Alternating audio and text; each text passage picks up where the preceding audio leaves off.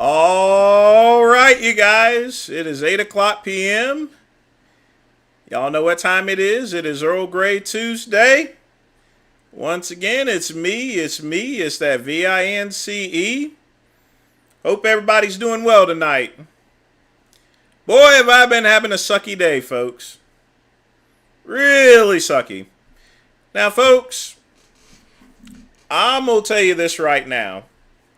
If Google wants me to take my advertising to Amazon or to Facebook, they're doing a good job. I've had issues with Google Shopping suspending some of my other smaller stores. You know, no big deal. I have one coming back up. But they've suspended the Granddaddy site today, the caliberfitness.com.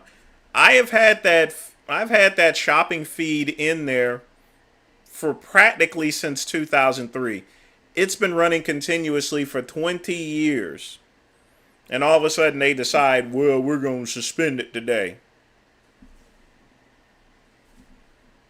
I'm like, you guys are a bunch of goofs, you know. I got one that's coming out of suspension, but, you know, I may not even take it. I may not even pay for advertising anymore. The reason being is I get free listings from Google, and since I sell a unique product, they have no choice but to list it.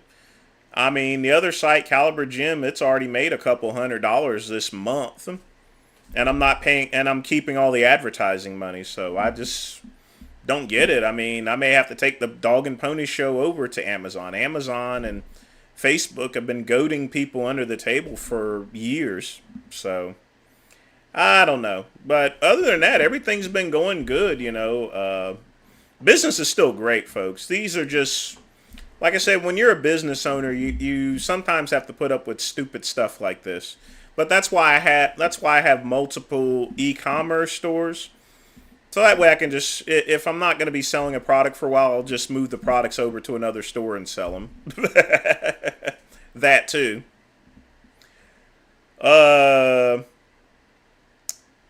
But folks, I'm going to change this live stream to Coffee Tuesday or something like that. Because I've not drunk tea. I'm only drinking tea in the afternoon. I'm not drinking it at night anymore because I got to stay up for 4 hours. So I want to make sure I got some strong coffee. Of course, I got a Gurkha Hudson Bay and I got cold water. No alcohol tonight, folks. No alcohol. So, folks, in the comments below, tell me what you are drinking and smoking.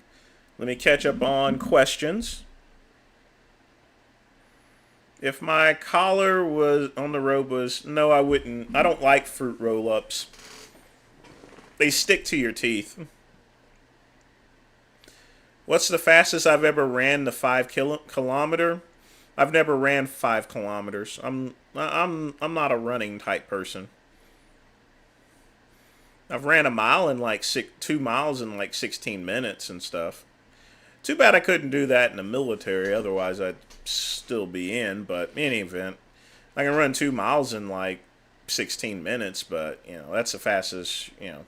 I just don't run. I'm not a long distance runner. And yes, Jay, my live stream is better than your live stream. But I didn't know you had a live stream, so. Sam Sulik did leg day with Fuad.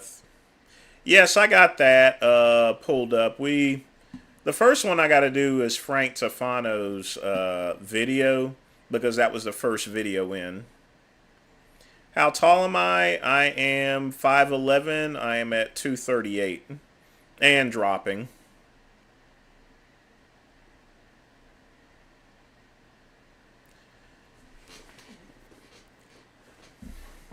Well, I may just do that, you know. Going to the UK isn't just like hopping in my car and just driving down the road or anything. I'm still waiting on my passport, in fact. Oh, no, I'm not getting rich off any YouTube revenue. Anything that's donated, folks, goes back into the channel. I mean, that's that $1,000 router and stuff like that. You know, camera equipment, you know, I don't really use any of it. Other than, and I mean, I do have some money left from last month's donations, but I put that towards, internet, future internet costs for data services. So it's already spent up essentially. No, the money I make is from my websites. And apparently I'm going to have to pay Google less money for websites. I mean, they're just going nuts these days. I think it's that new AI technology where it's thinking that everybody's scamming them and stuff, They'll figure it out eventually, and by then I'll be probably off doing that. Stupid. I mean, my websites are SEO to the hilt anyway. But no, any money that's donated goes back into the channel because it's very expensive to run the router, and the router was like $1,000 too. So, of course, I still got to sell the other one. So, I'm at 480p actually. Not at high definition stream or anything. What's my motivation? It's coming to be a little bit of work, but I still enjoy doing it. And it's always fun. Not only that, like I said before, any donations I get, I'm not going to go and pocket it. I want to make sure I improve the experience of any type of live streams. But that's the whole thing, Morpheus. I'm a pretty schedule oriented type person. I know what I need to get done, so, you just can't be lazy and just not do the stream. I mean, I try to stay consistent on everything. My streams start at 8, they end at 12 generally, and, I'm big and scheduled. So, I got some other people will live stream and then they'll drift off and they'll come on all of a sudden and then leave all of a sudden. And I don't really want to do that. So, motivation is just there's not really so much of a motivation. It's just that I like to remain consistent. If I schedule a live stream, I'm going to schedule it. Looks like I'm wearing a life preserver. Nah, it's just your regular robe. Although it still seems to be fluffing up, so but I'll get that fixed. I need some starch with this. Oh, I know, JV, I know. KCB, the Frank Tefano is going to be the first one. Hey, Andrew. Ryan, I'm sure there will be a Sean G video. I'm sure someone will post a link for it. It's 11-hour commute. I still got to get my passport anyway and travel up to Canada and Mexico. So, yes, the video is going to flicker a little bit until probably 8:30. How is the router so expensive? So, I don't have any cable or fiber in my home. If I had cable or fiber, I mean, I would be streaming in high definition and I would be streaming practically all the time. So I have to use a cellular router, and cellular routers, or at least a good one, is quite expensive. And I also have to pay for a data plan as well. But that's the reason. For me to stream, it's a lot more expensive for me to get on the internet here than everybody else. When I was in my old apartment, I had cable internet. Here, don't have anything. When I was in Silva, I had DSL. So it's a grind. That's a stimulant, actually, Ben.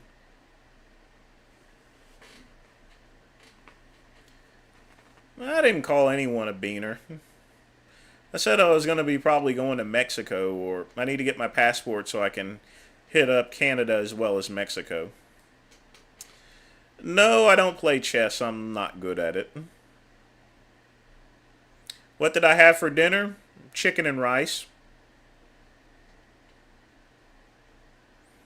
I don't edge, you know. I go full force like Lisa. So why go and edge for? That doesn't make any sense. Just let it spray out, you know. Yeah, I knew it. We're gonna talk about Kevin McCarthy. Someone's posted a video on that. But the thing is, it doesn't surprise me because they've been trying to oust him for months.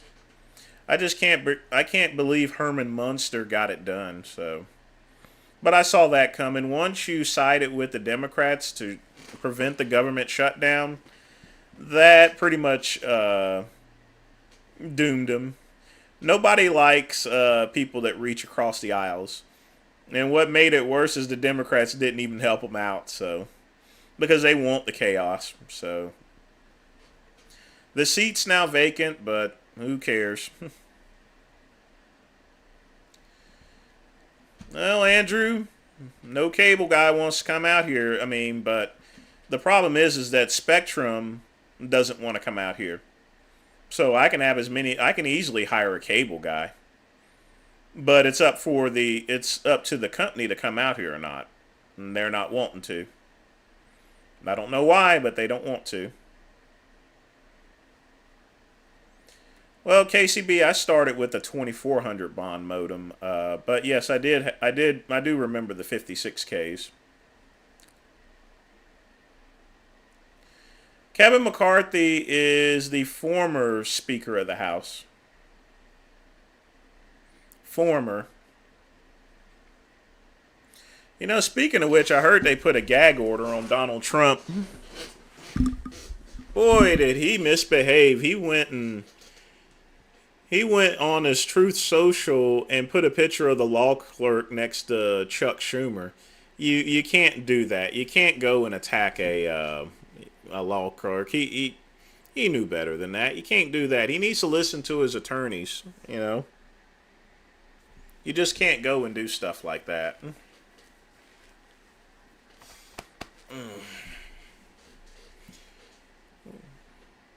Well, as far as pre-workout is concerned, if you're starting a pre-workout, you should take half the dosage first and work your way into it.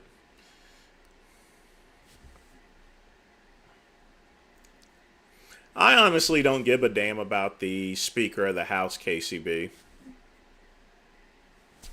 I don't think anyone has the votes anyway, so it'll be up for grabs. But they will need to pick they'll need to pick pretty soon. Did I learn anything from Vegan Gains' debate with Orthodox priests? No. I didn't learn anything. I'm not sure what you're surprised at, Andrew. I'm just kind of surprised that old Donald Trump would actually do something like that, knowing that he would end up with a gag order. Is edging? No, edging isn't good for a pre-workout. I don't know who told you that. You know, I haven't even had a sip of my coffee yet. Ah, it's good. It's good. I've been letting the coffee cool down a little bit lately. Overall thoughts on Sean G. He loves his kid, but he sells really expensive stuff and he doesn't wear it himself. And he's a horrible cook. I mean, he makes Jason Genova look like Gordon Ramsay.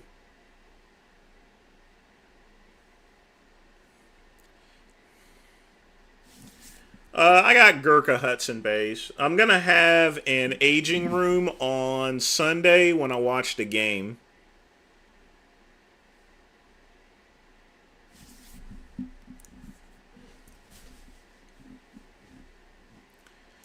But we got another fight. We're going to start playing videos and reacting in about 5 minutes, so get your questions in. Don't forget you can always donate to help with the router too. So, but you guys already know that, so no point in me bringing it up any further. After all, it is attached at the very top. But Gurkha Hudson Bays are my favorite coffee. I have Italian espresso, Bustalo coffee.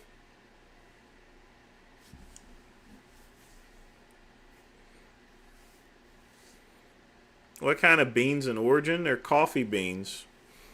Origin, the origin is Sam's Club. Do I think Richard did good in his recent debate? No.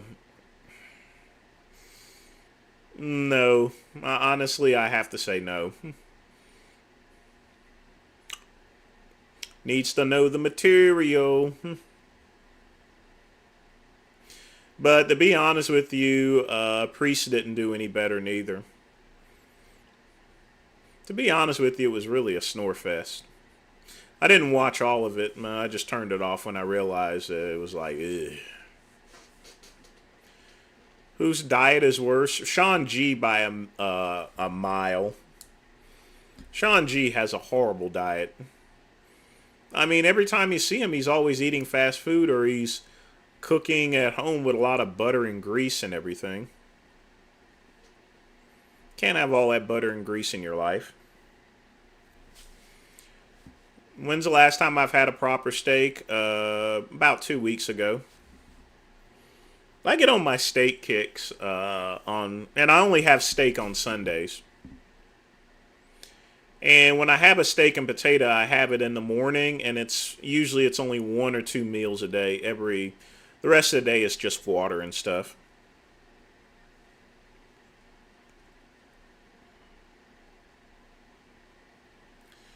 Well, yeah, his mind's slush.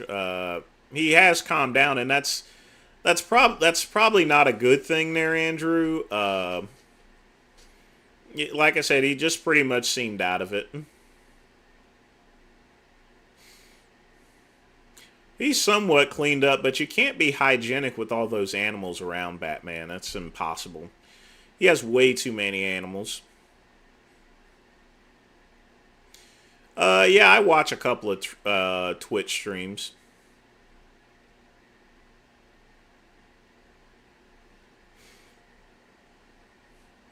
Sean G shouldn't be eating like that, and he needs to start taking high blood pressure medicine too.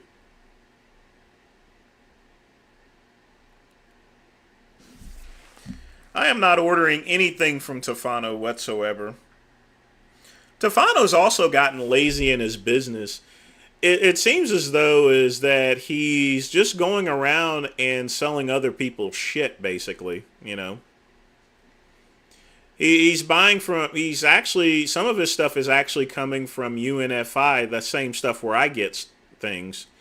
If you're gonna buy from them, you may as well just sell it only online and have them ship it. I mean, it's just ridiculous. So I don't know what's going on with Tefano. I mean, I'm sure he's still selling a lot of meat, but lately he's been getting packaged stuff outside of what he's been outside. I mean, he's just buying third-party brand stuff. So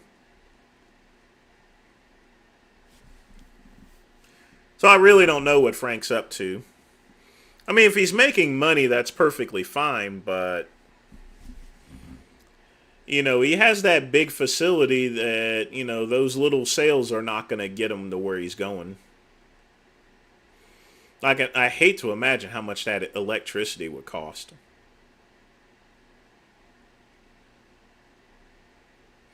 I have no clue, Andrew. Canada's kind of weird.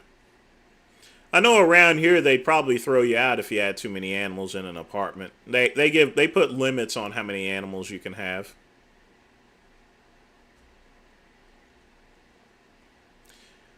Quick pump, I hate Pop-Tarts.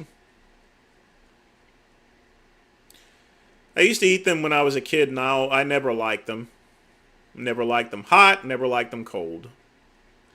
I don't give a fuck if Mack Truck went live. He can go honk honk for all I care. Well, no, KCB, he's getting his stuff from UNFI. I get some of my stuff from them too, which isn't a problem itself, but now he's just buying. He's buying general supplements. He's going through the same vendors that I go through, you know.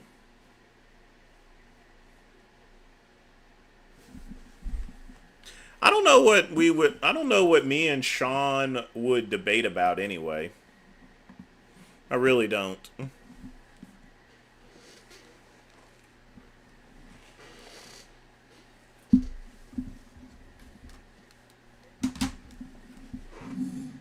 Damn it, where's my lighter at? There we go.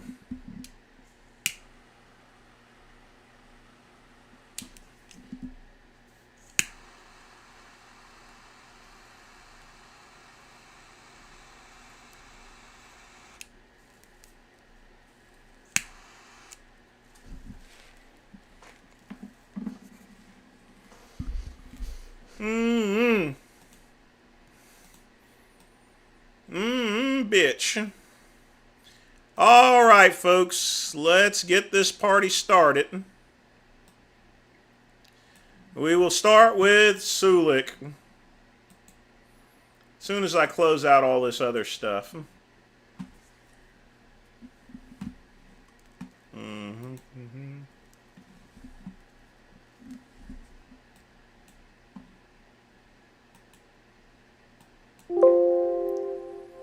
Alright, folks, are y'all ready for my sweet lovin'? I'm joking. Yes, I will take all these puffs to the grave. You only live once.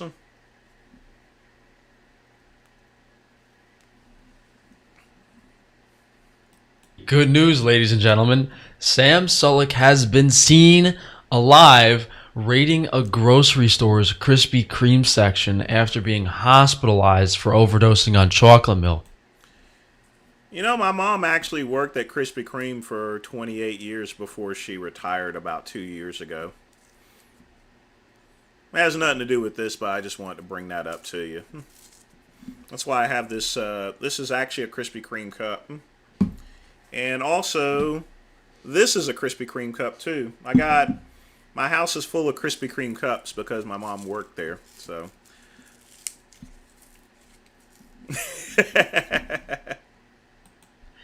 And man, is this kid popular. Also, I didn't know he went to the hospital.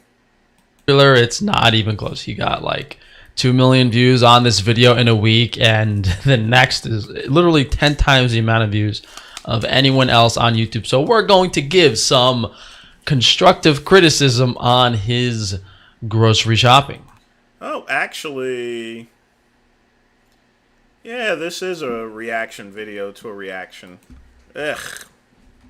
Hold on. Damn it, damn it, damn it. I just realized it. Folks, don't post a reaction to a reaction video.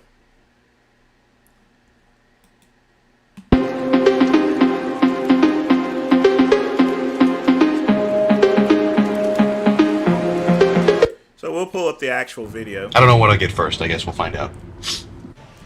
Alright, we'll kind of just do a little bit of fucking jump cuts between, you know, whatever else I have to get.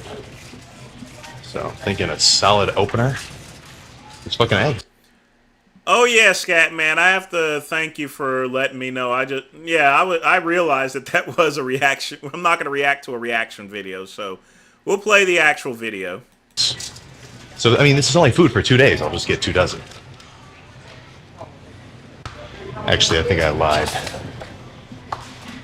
There we go. Good start there. Eggs. 3 dozen will be a little better.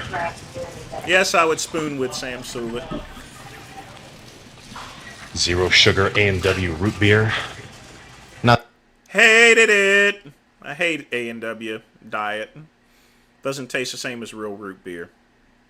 I also don't want it in a plastic container because it won't stay as cold.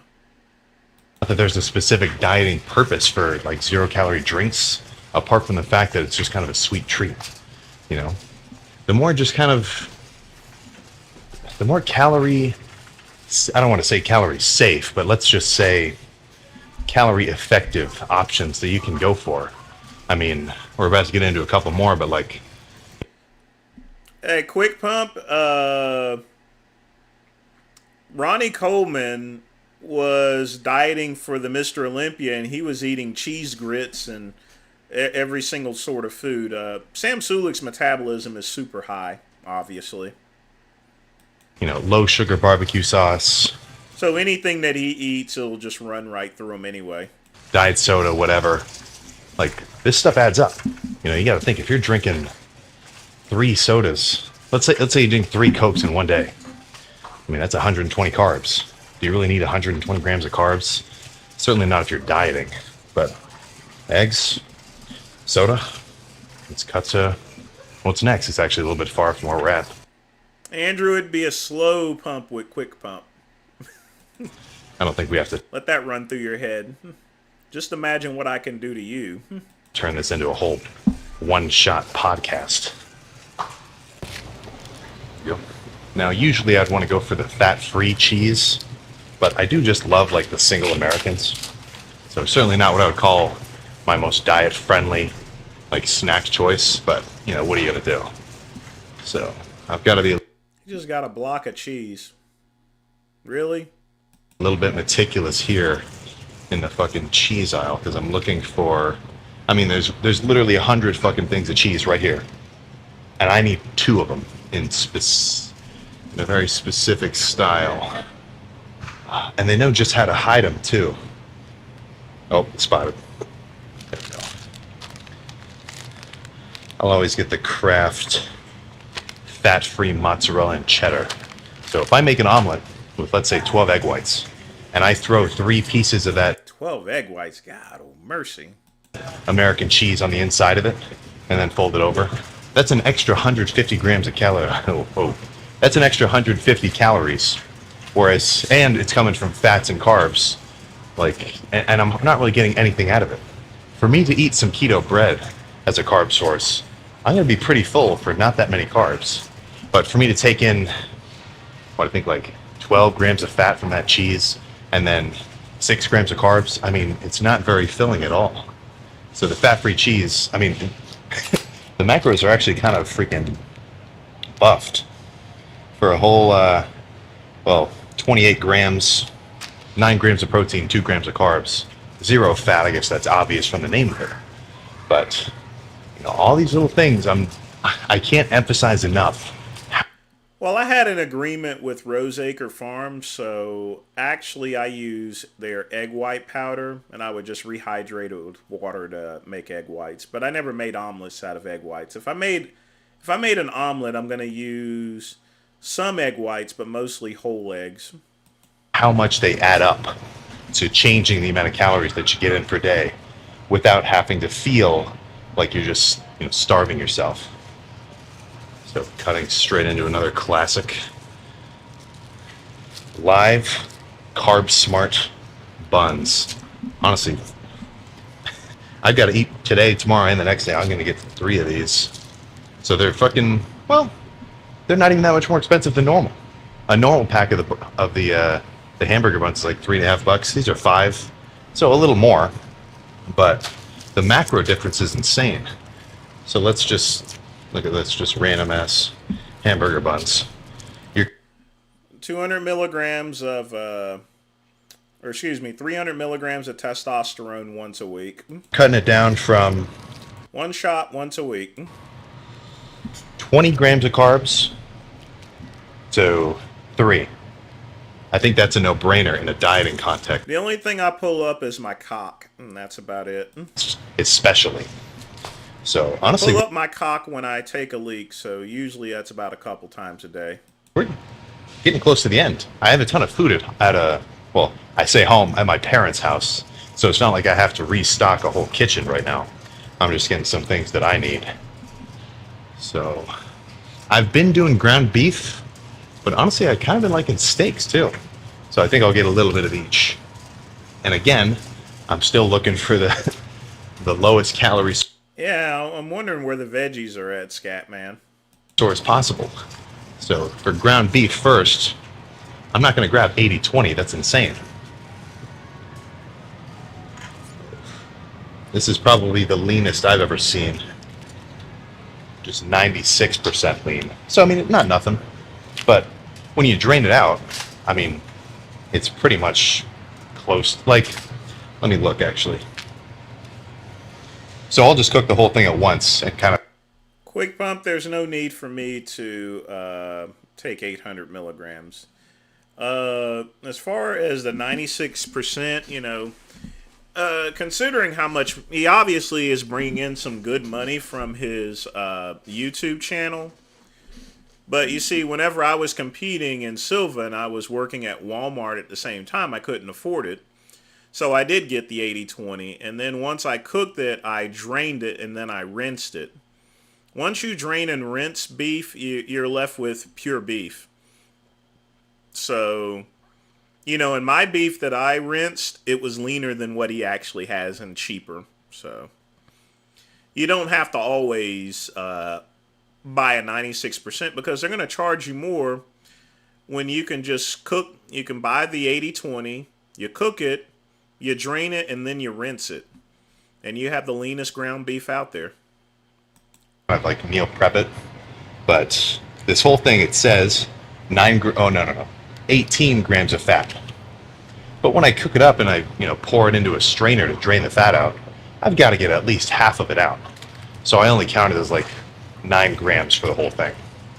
So he does the same thing. So I mean, literally speaking, he could save money with 80/20, but since he's got a lot of money coming in, it doesn't make a difference. Getting steroids from Mexico is just fine. It's all from the same pharmacy anyway. That's not my most exact aspect, but you drain out a ton of fat when you drain off the ground beef. So now I think I'll just get some kind of steak. Oof. I was really getting into the sirloins at the end of the bulk, but they're just so fatty. I mean, there's no point for me to eat one now. I don't know if it even shows the... Does it... No, I'm not sirloin. What am I talking about? I was talking about ribeye. If he wants a lean steak, he should get flank steak. That's going to be your leanest. Let's see what he gets. Yeah, I was doing a ton of ribeyes, but like, it's like 30 grams of fat each. You can just taste how rich they are. So I've been leaning a little bit more so towards top rounds. Oh yeah, this looks pretty good. 1 pound, $10. Yeah, a little something, But I guess it doesn't show the macros. So this is the kind of food where I'm not going to be able to just look at the back and read off the macros like per pound or per ounce or per whatever. I'm actually going to have to go online and look up like, top round. KCB, the benefit of eating beef is it naturally has creatine in it and it has other minerals that pork doesn't have, or chicken. I eat a lot of chicken because it's lean and it's cheap, Plus, it has obviously a lot less fat than beef products. I have eaten sardines out of the can for it, so yeah. So-and-so macros. Usually the website I'll go to the most is like Calorie King, and you'll be able to plug in like the exact weight of it. It gets kind of weird too, because when you do that, you have to like look up and make sure that you're using the right measurement. Because I can look up the weight, like 4 ounces of the top round steak, whatever, but you got to make sure when you do that it says cooked or raw. Usually, for the most part, I like to measure it out raw, just because you never, like, let's say you cooked it really well done and it's super dry, a ton of water came out of it. I mean, you're just adding complexity to the aspect of weighing it. So I think that's why I usually grilled my steaks. That way all the fat and everything usually falls off. But if you're eating steak, it's not something you really need to count calories with, to be honest with you. The caloric intake will be on the very back of the product. So you eat the steak and then you compensate with it. It doesn't have to be precise. I think weighing it in its raw state is probably your best method. So, buns, eggs, fat-free cheese as well as normal, ground beef, a steak. Oh yeah, So when I make the egg whites, just plain eggs, it's kind of bland. I mean, it's not the most interesting, I don't want to be a food critic to say mouthfeel. So instead of just making plain eggs, what I'll do is I'll get like a pre-chopped bag of salad. You know, I'm not going to use the dressing, of course, but I'll just pour the lettuce kind of into the egg whites and kind of mix it up. Just because once it gets cooked, I mean, what am I looking for? Like once it gets cooked, it kind of gives the eggs a little bit more texture. Which one of these looks good? Yeah. Just something like this. Perfect. So honestly, that's all I fucking need. Well, let me think for like one more second. But obviously, there's no donuts. There's no cereal. I was walking by the chocolate milk. I was getting a little bit distracted. But, you know, that's just how you gotta do it. You gotta take the bulk with the cut. So, I'm definitely starting to feel the calorie deficit. I'd give it maybe, no, not even. I say we got 4 weeks left. 4 weeks, maybe 5 weeks of trimming down, and then we can start bulking up again. I'm getting a little bit too excited. You know, he really should trim down, do a test run at any local bodybuilding event before he goes and bulks back up. I mean, he needs to at least do a show or two if he's going to lean down. That doesn't make any sense. At least if you're going to lean down, get something out of it. You know, maybe a trophy or something. Plus, it would help promote him. Yeah, well, we don't have kangaroos here, Ben. I need to not jump the gun on it. But that's pretty much about all I'm going to get for the next couple of days. I'm going to eat different kind of food at home, but, you know, this is just stuff that I'm getting from me specifically. If your mom's getting all your groceries, you know, if you're in my high school kid demographic, then just give her a little grocery list, tell her you want some this, that, or the other. Ideally, she'll get it for you. That'll be perfect. It gets kind of funky tracking on your... All right. His diet is very weird, I'll tell you that. First off, he's not even at a, he should be at a Sam's Club or Costco to get his stuff, but his eating is very weird. But with this high metabolism, I don't think it's really going to make much of a difference. He can shovel anything in his mouth. He has those old Ronnie Coleman, he has that Ronnie Coleman metabolism. But if he's going to get cut, he should do a show before he bulks back up. I don't get the mentality. You bulk up when you need to. The only time you get leaned up is if you're going to be doing some modeling or if you're going to be doing a bodybuilding show. Non-negotiable. If you're going to get leaned up, do a bodybuilding show, at the very least. Now, what is this? Fat black guy at a Walmart with milk. This is not going to end well.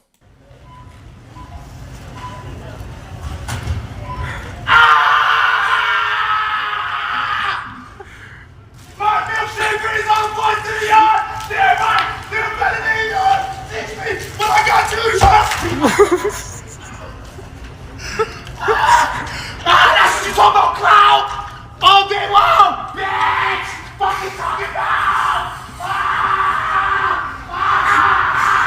So I know this guy. This guy is he's a TikToker. And he was yelling just for clout. But he goes, literally speaking, those workers have to go and clean up that mess, you know. What a crackhead. You know, that's a thing about TikTokers.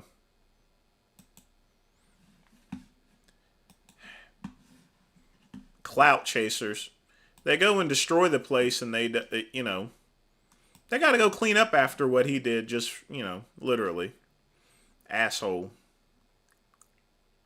I don't know what that nigga problem is, but he looking like he got a motherfucking problem. Come do something, motherfucker. Come do something, motherfucker. I'm over here. I don't give a fuck where you at. I don't want to. Well, who you think will win? I don't know. Black dude look a little gangster. This dude look a little swole though. Yeah. I I don't know. Like he's been scrapping since he was Nah, little, but he look, dude looks like he finna pull out the blick. This dude looks like he got hands. This nigga look like he got hands up. Yeah. Look, oh, they finna, come on. Swing. Oh, yeah, they swing. It's Liddy in this hole. Oh, my God. They going down. Hey. Well, that wasn't a knockout, but let's play that again. It's Liddy in this hole. Oh,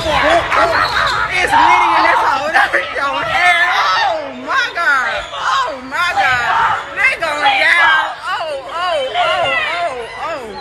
Okay, he did get knocked out.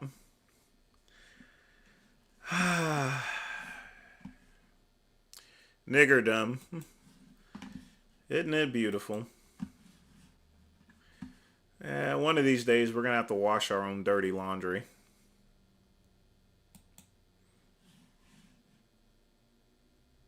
I have no clue what this is.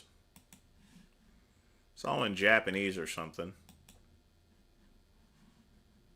Badge or no white skin or no white sheet or no white anything else. The police the same way. They put their club upside your head and then turn around and accuse you of attacking them. Every case of police brutality against a Negro follows the same pattern. They attack you, bust you all upside your mouth, and then take you to court and charge you with assault. What kind of democracy is that? What kind of freedom is that?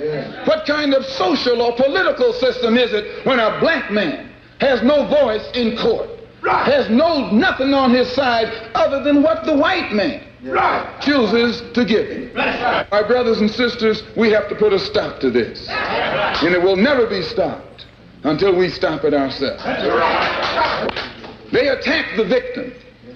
And then the criminal who attacked the victim accuses the victim of attacking him.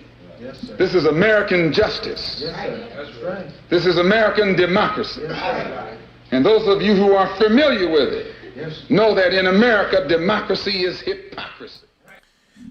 He certainly is right about that, 100%. You have to remember, folks, this is... I'm not sure why we're reviewing anything like that. You have to remember, this is the late 50s, early 60s. You know, there was still segregation. People still, I mean, my mother, she had to drink out of a segregated colored water fountain and stuff. Definitely no justice, and believe me, there was a lot of beatings, that's for sure, and a lot of hangings. The only issue is that some people and some black leaders bring that same type of mentality and they think that it's happening in 2023, and it just isn't, you know. It simply isn't. Not at the scale in the 50s to where there was some real racism, there was some real discrimination, there was some real non-proliferation of rights whatsoever. So... what he said was 100% correct. The only problem is that you can't apply what he says to 2023, you know.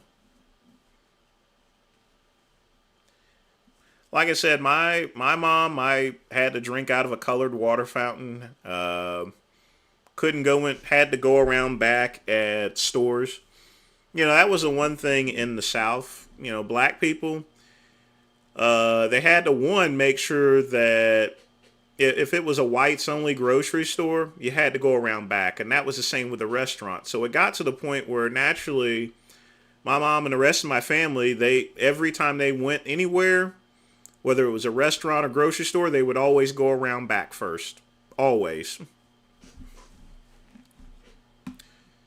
Those times, fortunately, are no longer. But some people yet still want to apply those same things.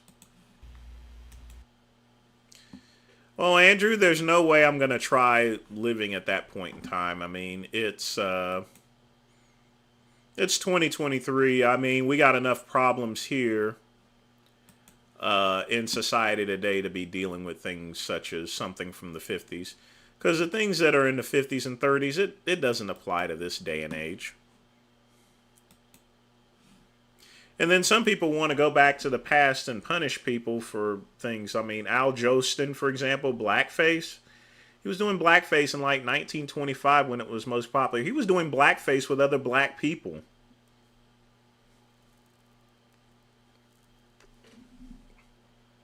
Our society these days are focused on bad-mouthing people from the past. You remember that controversy a couple years ago about that song, Baby It's Cold Outside?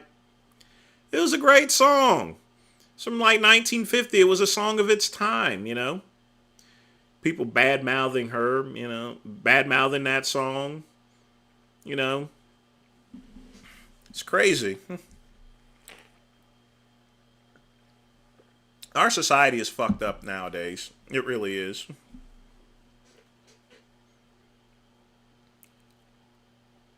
Try living in... Well, my dad and my brother live in Ohio. I would never live in that dump. Cleveland, Ohio is a dump. It's a dump! Perfect man. I don't even know. I mean, if I had to snap my fingers, I'd like to have kids like right now. Yeah. If I could snap my fingers, I would like to have a little daughter right now. Why a daughter? I don't know. Just that's what my heart tells me. Yeah. Because I like so much broke. Like I've had so many broken girlfriends and like shit guys did to women. I've had tried to clean up and couldn't. And then there's so many shitty dads. I'm blaming the dads, bro. They're fucking pussies, bro. They're not stepping up. They're broke. Like they're the exact version of what they don't want their daughter to bring home. The problem with Wes is he would probably get a prenup. I mean, he can go and stick his ding-a-ling into a woman, but he's still going to have to pay child support. I think that's probably what will be holding him back. And then they're like, can't believe that she brought that home. That's you. She brought you home, you stupid bitch. Yeah. Like, if my daughter brought me home, I'd be like, fuck yeah. Dude's a fucking crushes it. Like, at my level with the people I work with, I meet the people and I'm like, we automatically get along because these frequencies vibrate. These frequencies vibrate. We like the same shit. Like I said, if your core beliefs match, you like each other. That's it. That's is sole reasoning behind it. If I go into like normal places, even my little homies who work with me, they'll try to fly a commercial or something and they'll be like, what the fuck is going on? What is the matter with these people? Are they purposely trashing themselves? And they think you're weird for working on yourself. Yeah. I have more people have slide comments and bullshit and mutter shit about my success than I ever would about who they are in public. They'll be like, is there... Yeah, haters are going to hate. What's new? They're like a gym nearby? And I'm like, what? They're like talking to me like because I'm somewhat buff or something or buffer than normal people. They'll be like, what, is there a protein shake around? I'm like, fuck you. And they're just all, oh. Sorry, I had to laugh at that. That's crazy. He's going to tell someone to go fuck themselves for asking about a protein shake.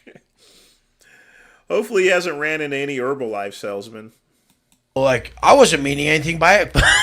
Of course you did, motherfucker. Shut the fuck up. But straight up, I get normal people attack you more than fucking a high-level people ever. I'll be right back, folks. I need to take care of something. Not a piss, but a little colded.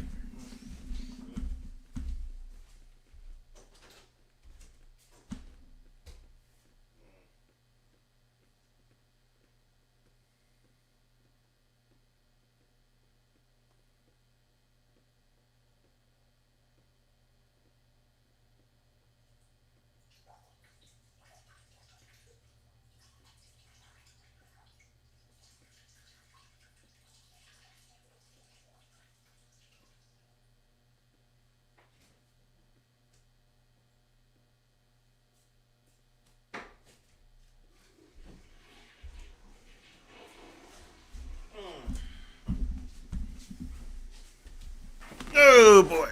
All right. Back to it.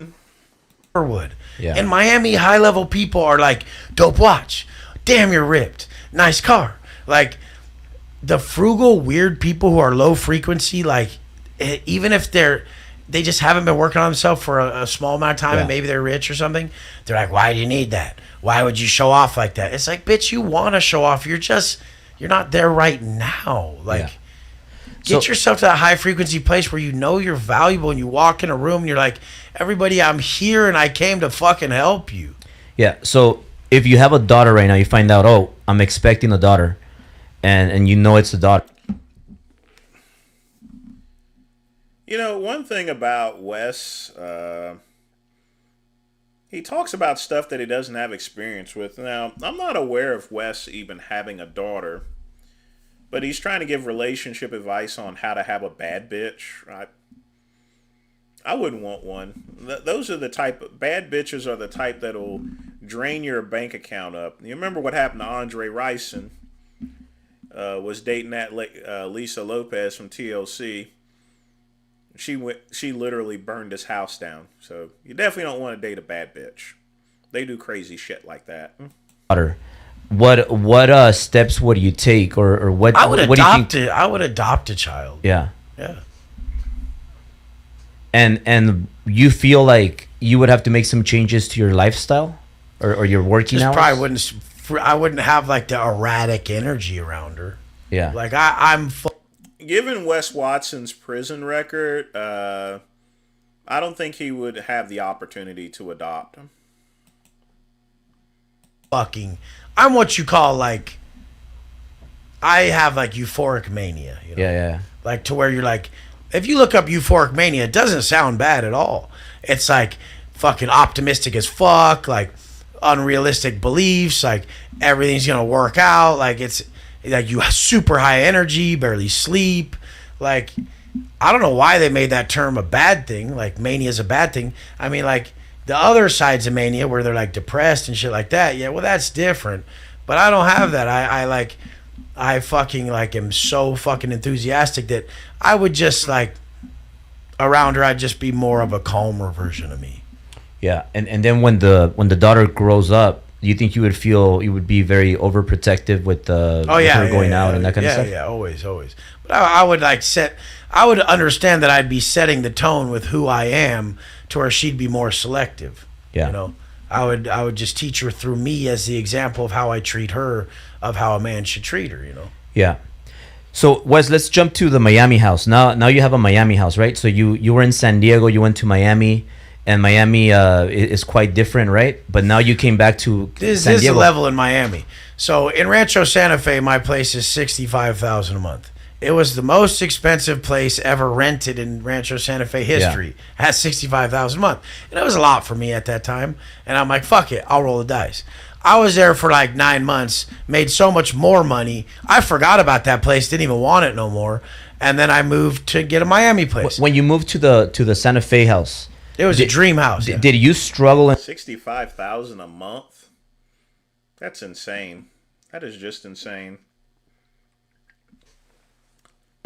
He can easily get a $500,000 house and just buy it straight out, and it'd still be a really nice house.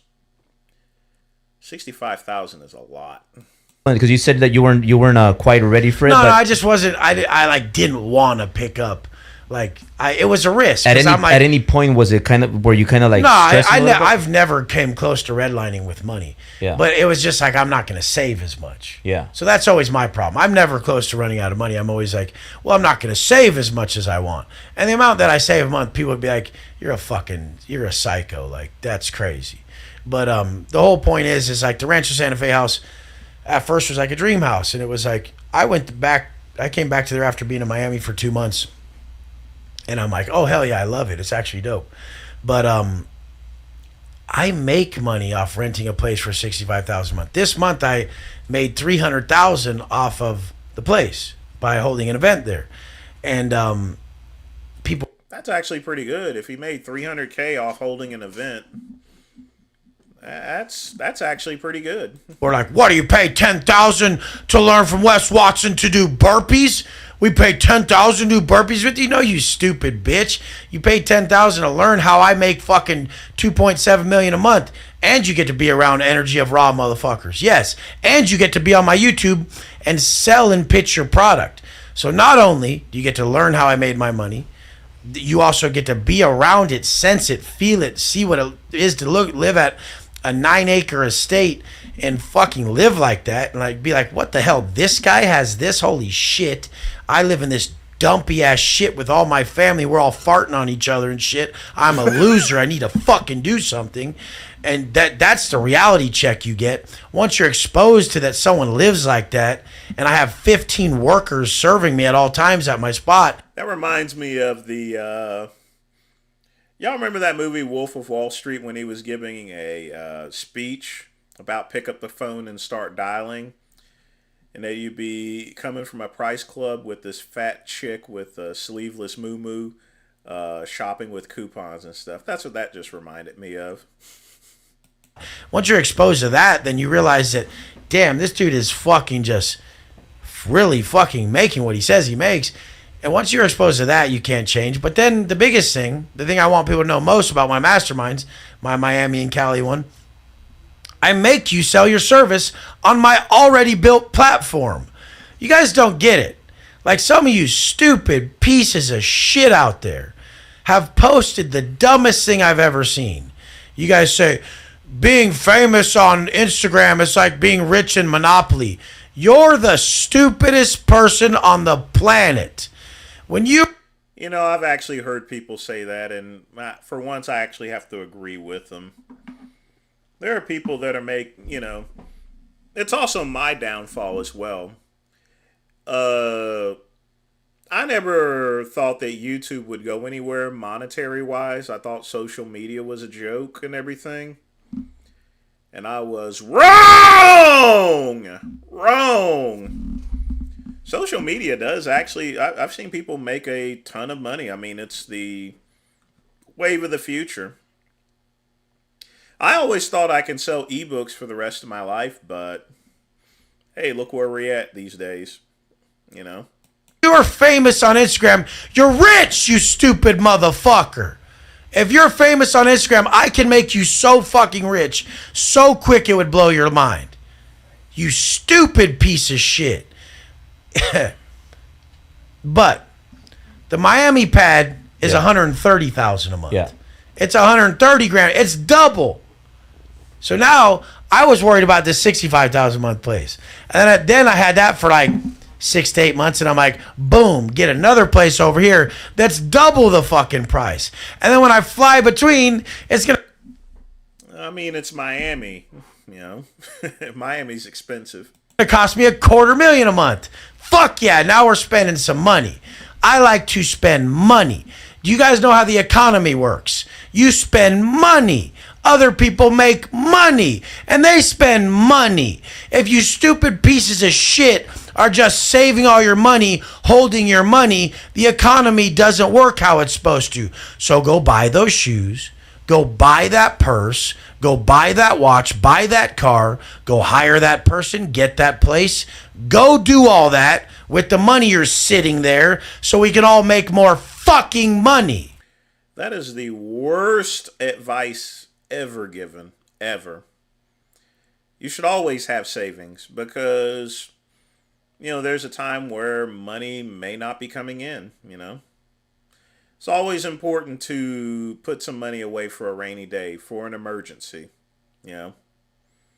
Don't follow Wes's advice. That's probably the dumbest advice I've ever heard. Yeah. Yeah. I like the way you put it. Honestly, I think he's just trying to get people to spend $10,000 by just buffing him into doing things like that. Miami idea. Why? When did that come about? Oh, I just had to go to Miami. Called me because you were doing good here, right? You're making a lot of money here. But I was making about 1.4 to 1.6, maybe close to 2 million on some months when I lived in just Cali. By the time I went to Miami, boom, another $1 million. But why would it not do that? I opened up a whole new market. You know how many people are like, dude, I drive by your house every day. Like where you go on the yacht with your boy Eric, that's by my pad. Like you go to the same gym as me. The gym in Miami, every car in the parking lot at Elevation in Miami, right there in the one that I go to, there's SVJs, there's Ferraris, there's Rolls Royces, all routinely parked next to another Rolls Royce, another Brabus. Like, there's different fucking people. Yeah. Do you guys not understand that, like, you're having trouble getting high-end clients because you're in low-end places? You fuck. Like, people will come on my program, they'll be like, most of my people are saying it's too expensive. I'm like, because you're a low-budget motherfucker. And they're like, oh, well, how do I change that? Well, you have to change it. I generally don't go to pride parades. I've not been to one in a very long time, Justin. Some of them have gotten really bad, which is the reason. They used to be decent, but nowadays they're doing a bunch of stuff that, I don't think kids should be exposed to. Over time, you have to take your money and reinvest in you. And see, if you're in a public environment, Justin, I don't mind drag queens and everything like that. I mean, they should be in clothes, but then there was one particular thing that turned me off. They actually had some S&M stuff right on the truck just in front of everyone. There's a difference between performing at nighttime at an adult bar and doing something straight out in public, And things like that should not be wide out in public where kids can be. There should be a different decorum. It's no different than John Fetterman. He goes and wears sloppy clothes. He's going into the Capitol building, a prestigious place. He should have a suit and tie on. There is a type of decorum in every place. You go to a wedding, you're going to wear a suit and a bow tie, You getting married, suit and bow tie. Going on a job interview, wear a suit and a tie, It's ridiculous. And grow you and build you so that you can be in these higher places and the hiring people will trust you. So you would recommend people to like pay more money to sit? Like you told fucking Mo, go buy a Ferrari, fool. Yeah, like, dude, go buy that shit. I've told people recently, like their page is stagnant, go buy a new car. I'll buy a new car today, watch. If there's something around here today that I like, I'll fucking buy it. I'll go down to RD's shit, and if he has something I want, I'll buy it. If my homie in Champion has something, I'll buy it. I just sent a matte black Brabus G-Wagon tennis ball interior to Eric's house right before I got on this call. He wanted one. My homie has it. I'm like, what's up? Yeah, send that shit to his pad. My homie's like, on my word, just send it to his pad. Like, we don't fucking have to sign nothing. We don't do nothing like that. Like, we have money. Send the fucking car over. What the fuck are you talking about? It's a goddamn car. So you see the cars more like investments. Oh, the cars are eyeballs. Yeah. I want fucking cars with crazy interiors and models, and I want all this shit. And people who don't want that shit, I don't want to fucking even have to explain to them how stupid they are. Yeah. Like, oh no, I just want to fucking live my normal life with the chick I went. So what he's now proposing, and a lot of preachers do this. Creflo Dollar and Oral Roberts and all these other people, televangelists that you see. It's called prosperity theology, to where basically you're saying that you deserve to be wealthy.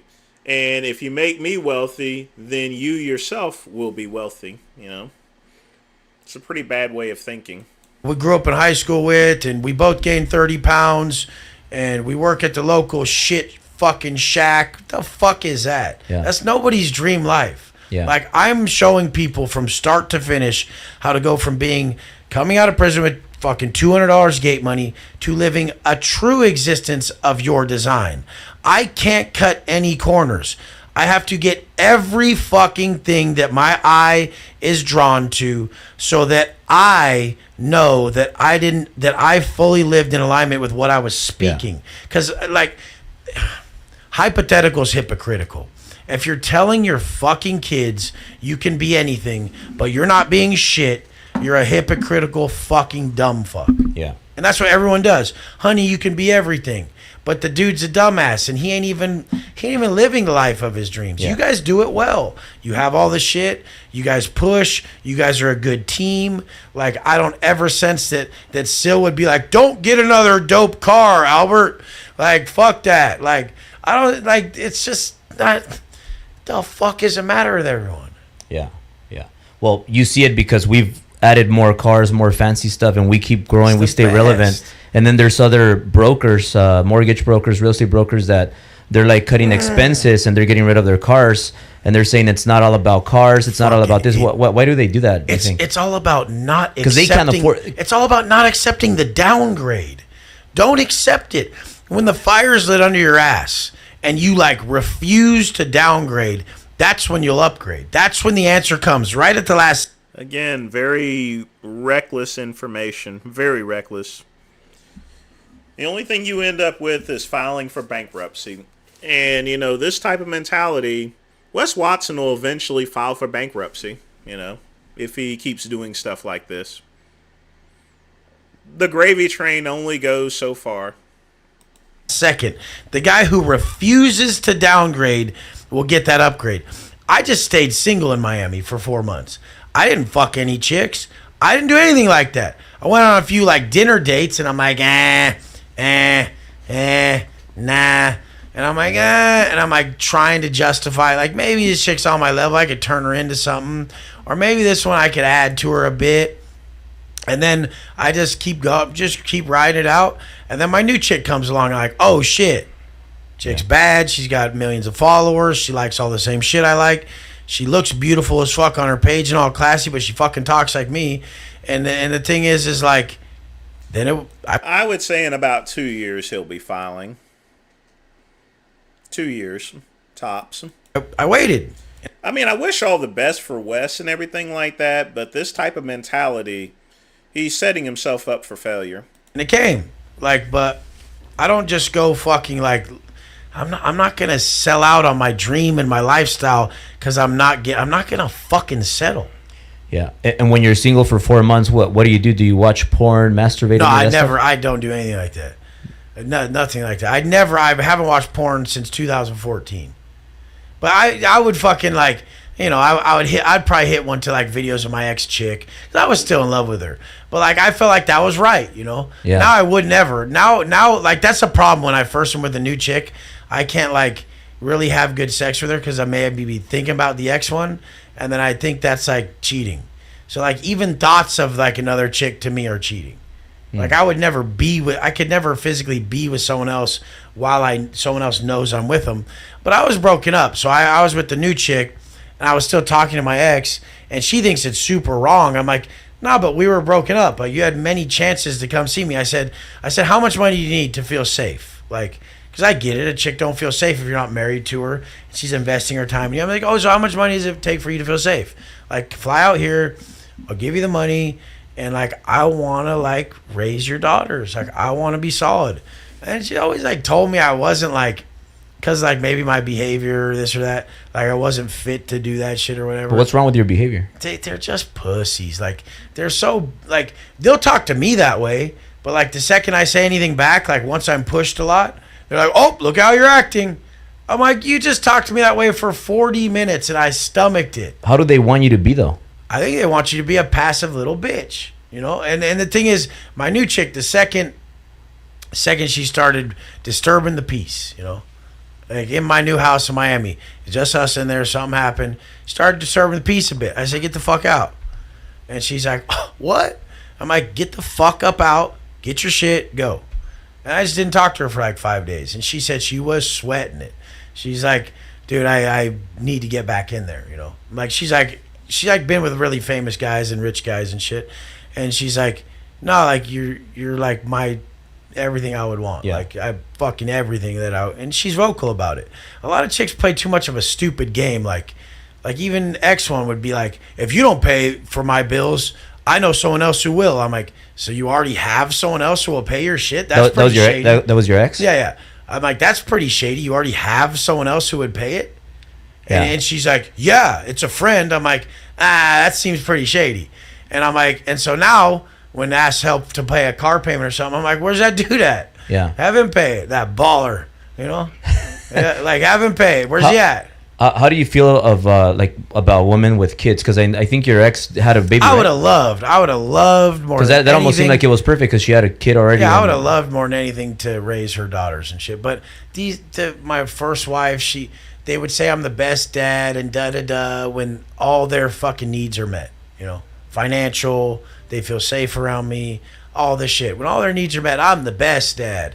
But then when I fuck up a little bit, like maybe we're having an argument and they don't like how I'm maybe talking or something, then I'm the worst person on the planet.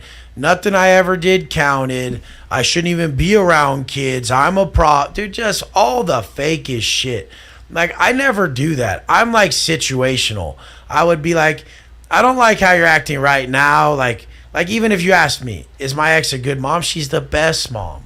Do I love her? I love her. Would I still do shit for her? Yes. If she came in normal and just asked for help from a place of gratitude, but they're entitled. No, you said you would do this, so you have to.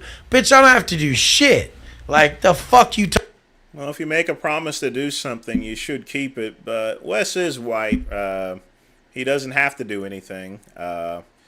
But it's that mentality that's going to keep him single. I mean, he can forget about adopting. With a criminal record like his, I can't see any adoption agency approving him whatsoever. talking about? This is my money. Like, you never even, when I make a day, you never even had in your account. Who the fuck do you think's the asset here? Stop. Shut up. Humble yourself, you know? So for women watching this, what do you consider like a normal, cool woman? Someone who, like, look, first off, you guys, I don't give a fuck if you like this or not. I don't give a fuck if you like it. Men show their love by committing. Women show their love by submitting. And that's it. If your chick won't submit to her man, there's a fucking problem. Like, it's just it. You don't make as much as me. You're not able to protect me. I'm going to commit to you. I'm going to give you my heart, my soul, my time, my resources, everything. But I need you to submit. You can't fight me. Like, the reason women try to fight guys and buck up and talk shit now. That's some old 1950s stuff. The thing about it is, you'll still find women that will want someone like Wes Watson that will submit, you know. So there are women out there. It's because there's like, they think that you have to follow some rule or something. I don't. Yeah. Look it. You're going to fight against me? Okay. I'll go get a chick who won't. Bye. What about these women that punk their men? Fuck that. I was like accepted some of that in the past because I'm like, oh, she's like drunk, or oh, she's like real emotional. Let her fucking say it. Now I won't accept any of that. Like, the second she's testing you, the second she punks you like that, like, she's seeing if you're someone who could really protect her. And if she fucking really can punk you and make you just be like, okay, I'm sorry, and she's like, oh, this dude's a bitch. Like, he can't protect me. Like, he just fully let me run on him like that. Like, whether they know it or not, like, subconsciously, What kind of women is you? they know you're not the man to protect them if they can punk you like that.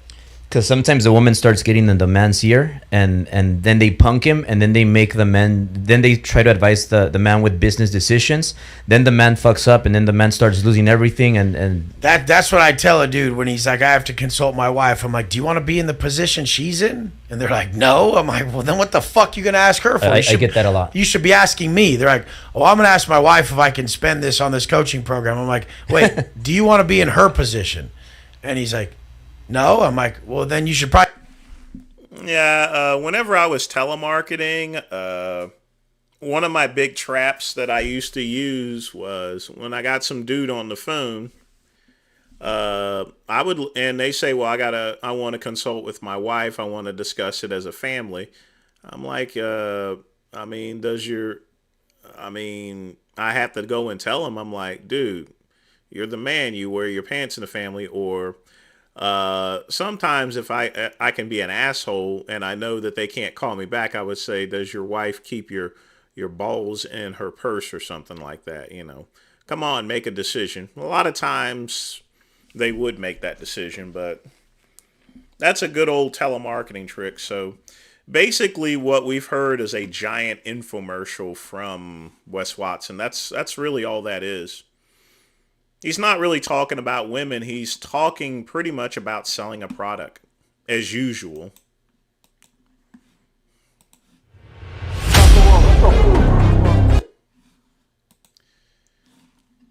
I'm not going to watch all this. Good.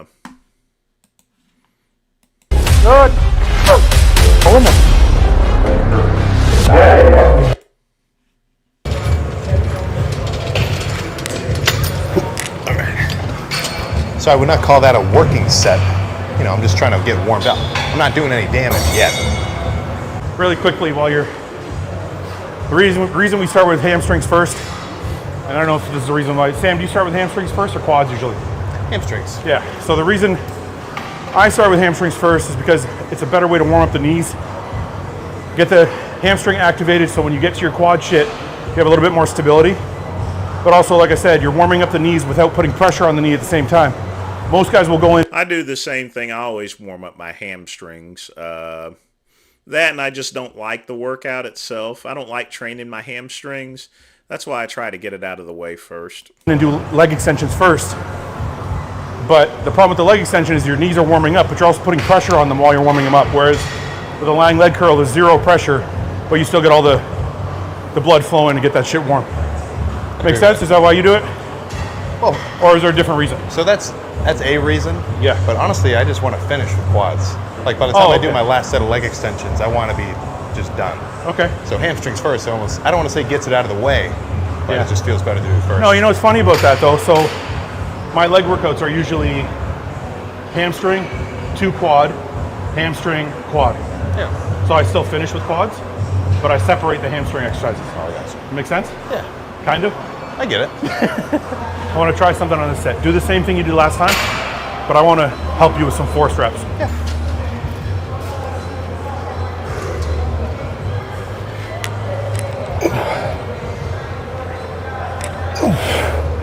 Good. Squeeze. Good. Come on. Ready all the way in. Squeeze. Good.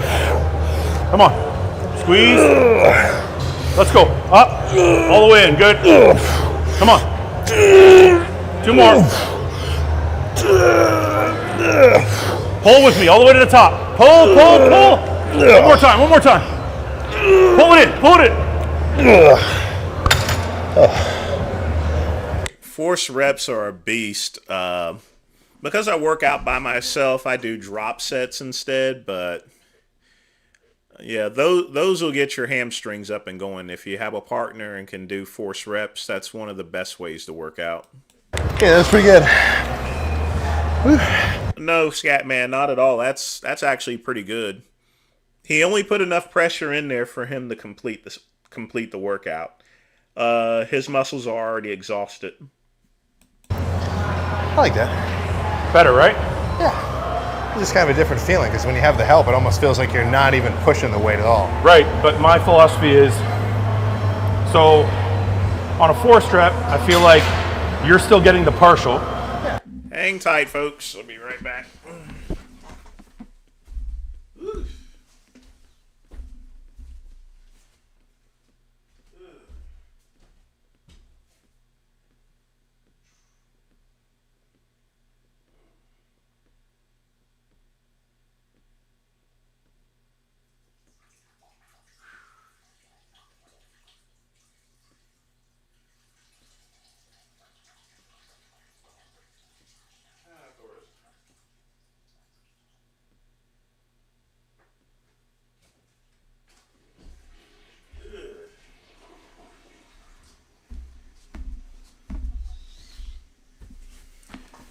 I swear, folks, that Thorazide is really kicking in. Scatman, I take hydrothorazide for, so it makes me urinate a bunch. Right? I'm helping you to the top that last half, but then you're getting the full negative. Oh, yeah. So it's almost like you're getting 1.5, or sorry, like you're getting 0.75 of a rep instead of 0.5. Yeah. Oh, I see what you're saying now. So it's almost like I just feel like you get a little bit more out of it if I get you to the top, and then you have that whole negative to get, right? No, it's usually at this time of the night when I take my hydrothorazide, Scatman. All right, so we're doing something a little different. Sam is a lower volume trainer, so he doesn't really do high rep warm-ups, which is a good way to train. I personally like doing a little bit more volume in the rep ranges because I feel like even though those warm-ups are not taxing you weight-wise, you're still driving blood to the muscle. So I'm trying to create as much volume as possible in the leg. So today Sam's gonna do a little bit more volume than normal. See if he likes it. Maybe he doesn't, maybe he does.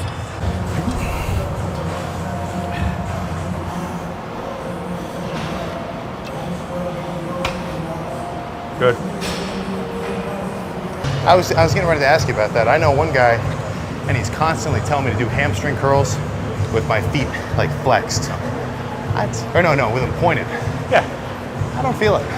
Well, I've done them both ways, and I can't explain to you the physiology behind it. But if I'm doing a lying leg curl, I like my toes pointed up. If I'm doing a seated leg curl, I actually get more by like tipping them down and digging underneath my ass. So it just depends on the movement for me. But on these, I was gonna say, I feel like when your toes are down, you get more on the bottom part of the quad here. But when your toes are up, you're getting the center here. So I feel like if you're trying to build thickness up top, you know, for like a side chest or something, that's when the toes up is helpful. And it also builds separation. Oh no. Good.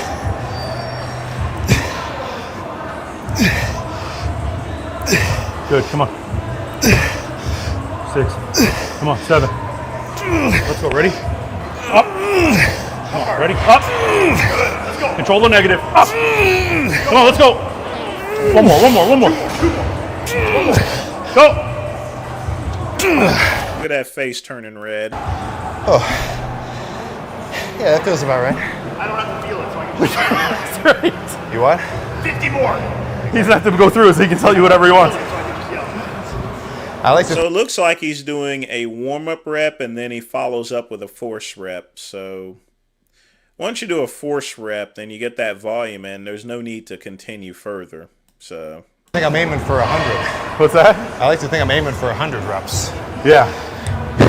I mean, we all do that, but Come on.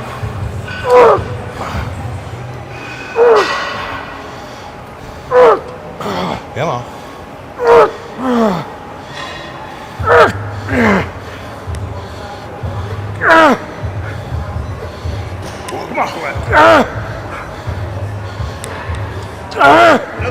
I was grunting like that about 2 days ago. Had a little constipation. I had to take a hard shit, you know. So Come on. thought you guys wanted to know that. that's it. What happened to control the negative? Fuck you, man. So normally I would do leg press next or squat. I feel like, for me anyway, I always feel like hack squat is the hardest on most bodybuilders' knees. So it's one of those things where I usually keep till like 3rd or even 4th in the fucking workout. But it's not like a hard and fast rule, that's just my rule. So Sam wants to do hacks, he's used to doing hacks, so I would normally jump to leg press, but for Sam we're gonna do hacks today as our second quad exercise.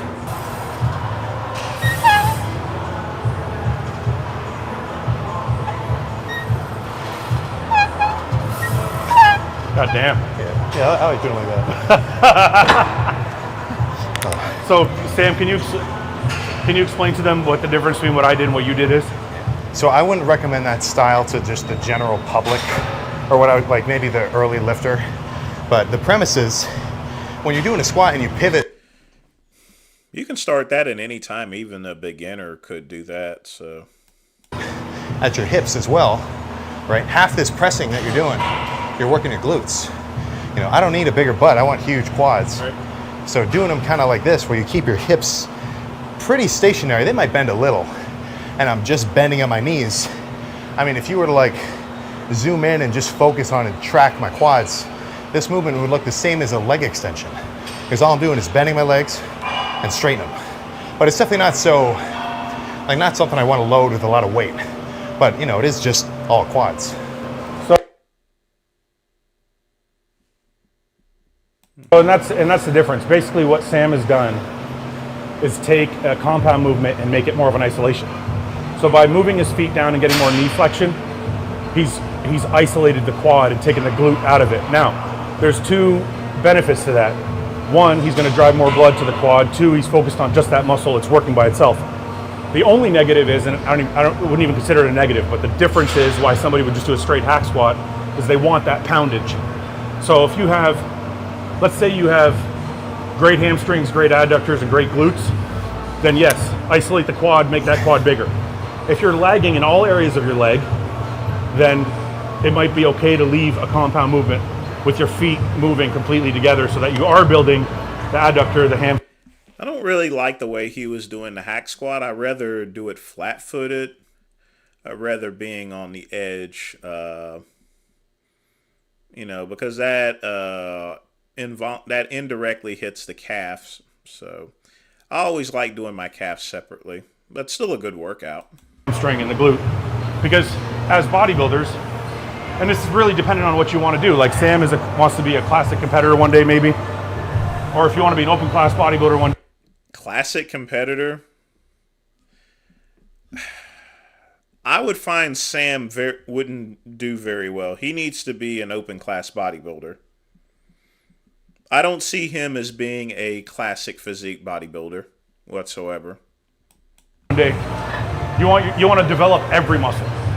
So when you have a compound movement like a hack squat, you can use it both ways. If you're trying to isolate, that's great for pump. If you're trying to really build up your legs, get the whole body moving. Come on, you got this shit. Let's go. Come on, let's go. That's it. That's it. Work. That's it. Come on. Lots left. Lots left. That's it. That's it. Come on. Come on. Let's go. Let's go. You got more. You got more. You got more. Come on, baby. Top of the world. Let's go. Press through it. Press through it. Press through it. Again. Come on. You got two more at least. Take your time on these last two. And get more extension. Press through it. Good. Come on. That's it. That's it. Come on again. One more time. Last one. Last one. Good. That's it. Good job, man. Good job. Yeah, that's starting to burn. Yep. A lot of engagement in that exercise.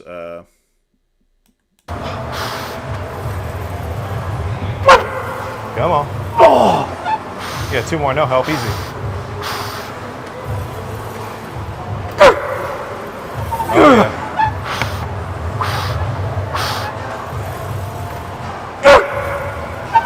yeah. Fuck! Motherfucker! Fuck that set, man. That sucked. Fuck me. All right, hacks are now complete. Yes. What do we, you want to do a laying seated curl? Or quads again? Let's do a hamstring. We'll finish with a quad. Now, usually when I use these, it's just a pad for your ankles, and you kind of just have to stand up in the middle of nowhere. This is kind of cool. But sometimes you can over-design a machine. What do you mean? And I get on it, I'm like, this sucks. So we'll see see how it feels.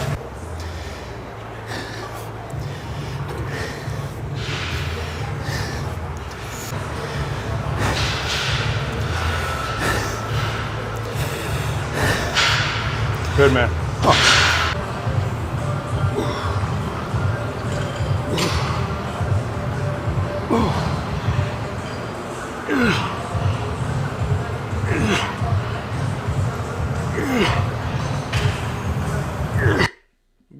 They'll be having a tough time walking, that's for sure.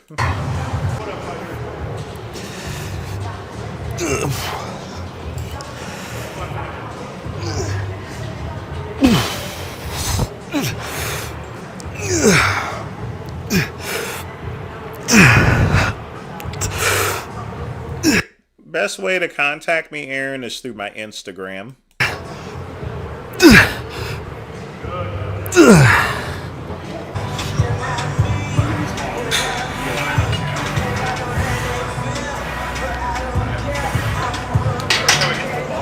Oh yeah. We should move at least a couple of plates around for sure.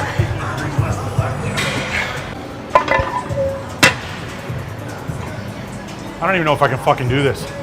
Show it to 2.5. Hey, I got an idea. Show us loading up 4 plates. Yeah, you can leave it rolling. If you show us loading up 4 plates, then when I actually do it, do a close up, then people will think I did the 4 plates. Good deal.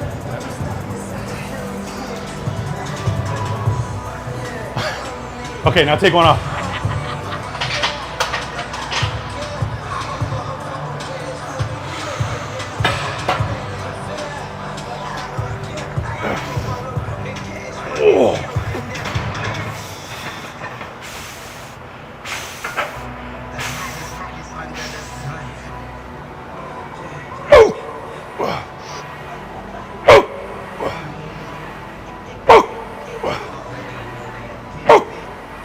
Probably using that Smith because they're probably so exhausted that, you know, trying to do that as a free weight, that'd be a beast. So looks like they're just trying to get everything all nice and burned out with plenty of volume.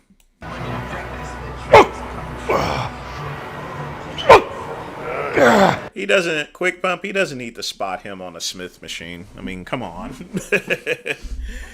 You don't need a spotter on a Smith machine, that's for sure. Nice.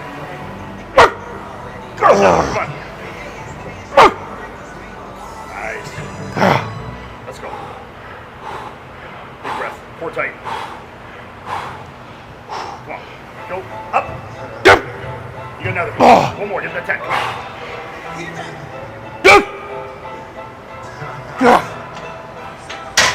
Fuck. Good, Sam. Good, Sam. Like nothing, man. I'm not one for external motivators, but I will search out a specific song to get hyped up. What's the song? What is it? I couldn't tell you. I gotta scan around. When you find it, I want to know. I have one in mind. It's Same one every time or different? honestly, this is a classic one for squats. How would I react if a fan showed up at my house? That's why I don't post my address information. But chances are I probably wouldn't open the door. Either that or if it's someone I knew. If Big Lenny showed up on my door, for example, that's one thing. I would say what's up there. But if it's someone I don't know, I would treat them as someone I know. Because if someone shows at my door, I'm not going to know whether they're a fan or some crazed lunatic. Really? Now I'm really curious. Yeah. Oh, it's from a show. Was it? So it's an Attack on Titan like anime funk edit. Oh, I would never know it. Yeah, nobody would know it. You have to watch the show to get the song. It's. What is it? Let's see. There we go. Here's the. Yeah, probably up there. There we go. Okay. On SoundCloud. Sam, you ever do strip sets or no? You want to finish with a strip set? Very rarely. Come on, let's finish with a strip set. All right, Sam's we're gonna make him do something he doesn't normally do. We're gonna make him finish off with a strip set, really burn him out. Come on, Sam, let's go. Time to focus. Big set. Let's go. Finish it off.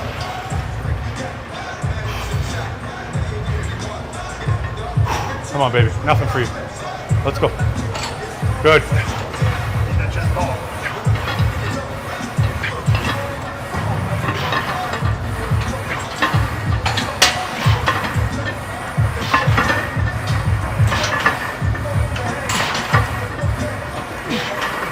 Come on, head up, head up, head up. Good.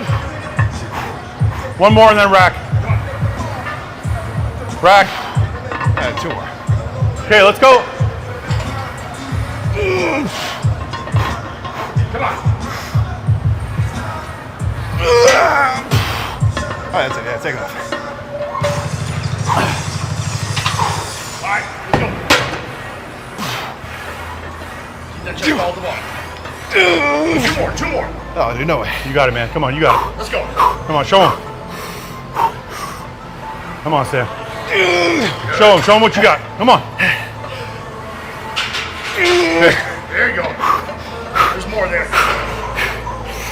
Deep breath. Okay, strip. Yeah, take a breath.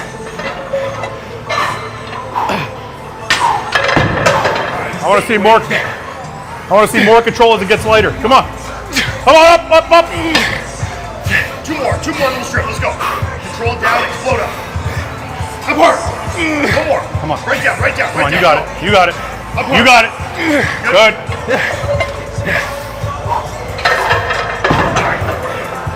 Good. A little slower with these ones. Up. Come on. Finish the reps. Let's go. Get it over with. Last set. Come on. Good. Come on. One more. Make it worth it. Come on. Good. Pretty good set there. So. Good set, man. Good fucking set. I like that. That's a good one. Go.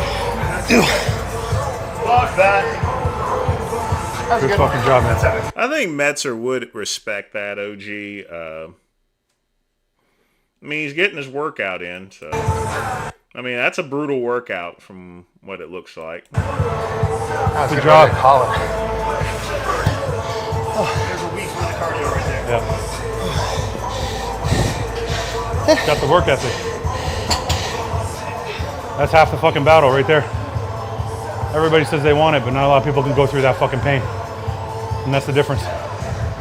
It's not how hard can you push for one workout, it's how hard can you push for as many fucking workouts as possible. And these guys that make it to the very top, they do sets like that every fucking day. And that's what separates real bodybuilders from pretend bodybuilders.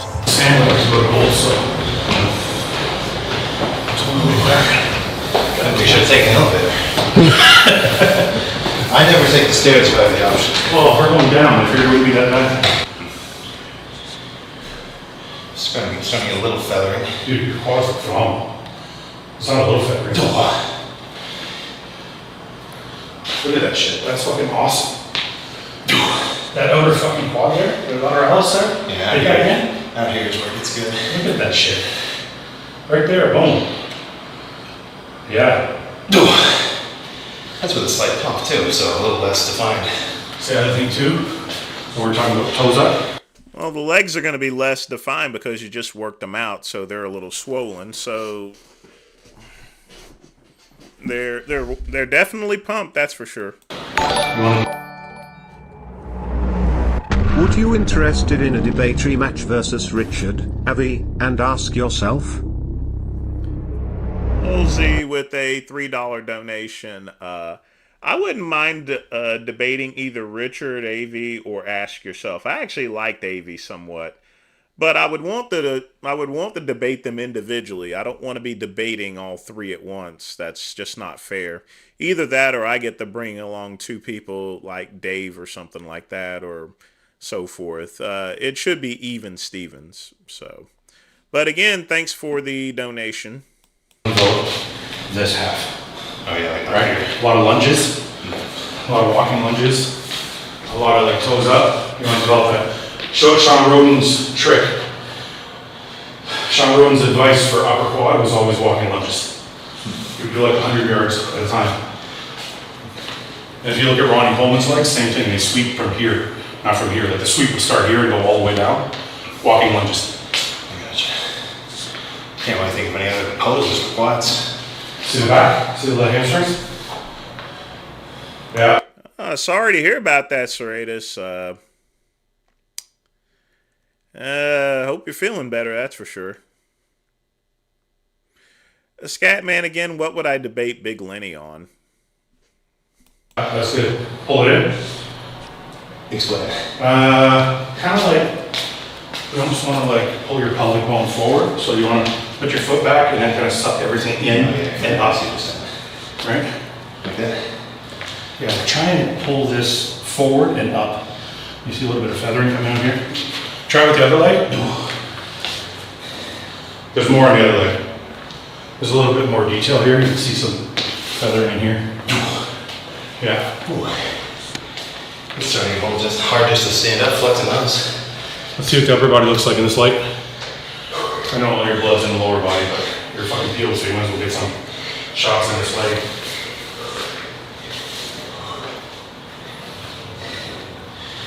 I gotta switch shirts. See, he mentions he wants to be a classic competitor. If that's the case, then the last thing he should be doing really is bulking up. Sam is a big guy. He should be competing in the open. I don't think a classic show would be beneficial to him. Brought this fair one down.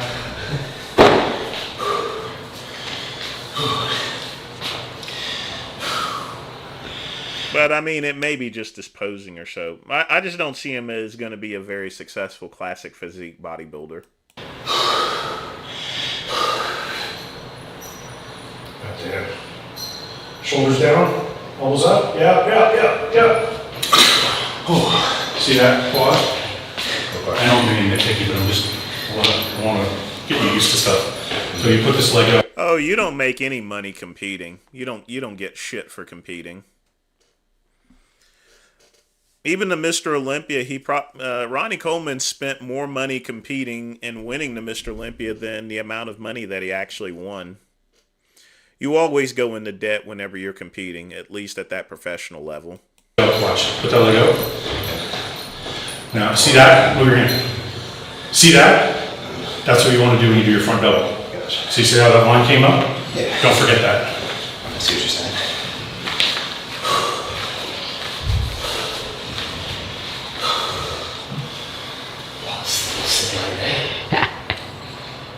Yeah, that's perfect. Yeah, that's a good shot. Oh, Sit back.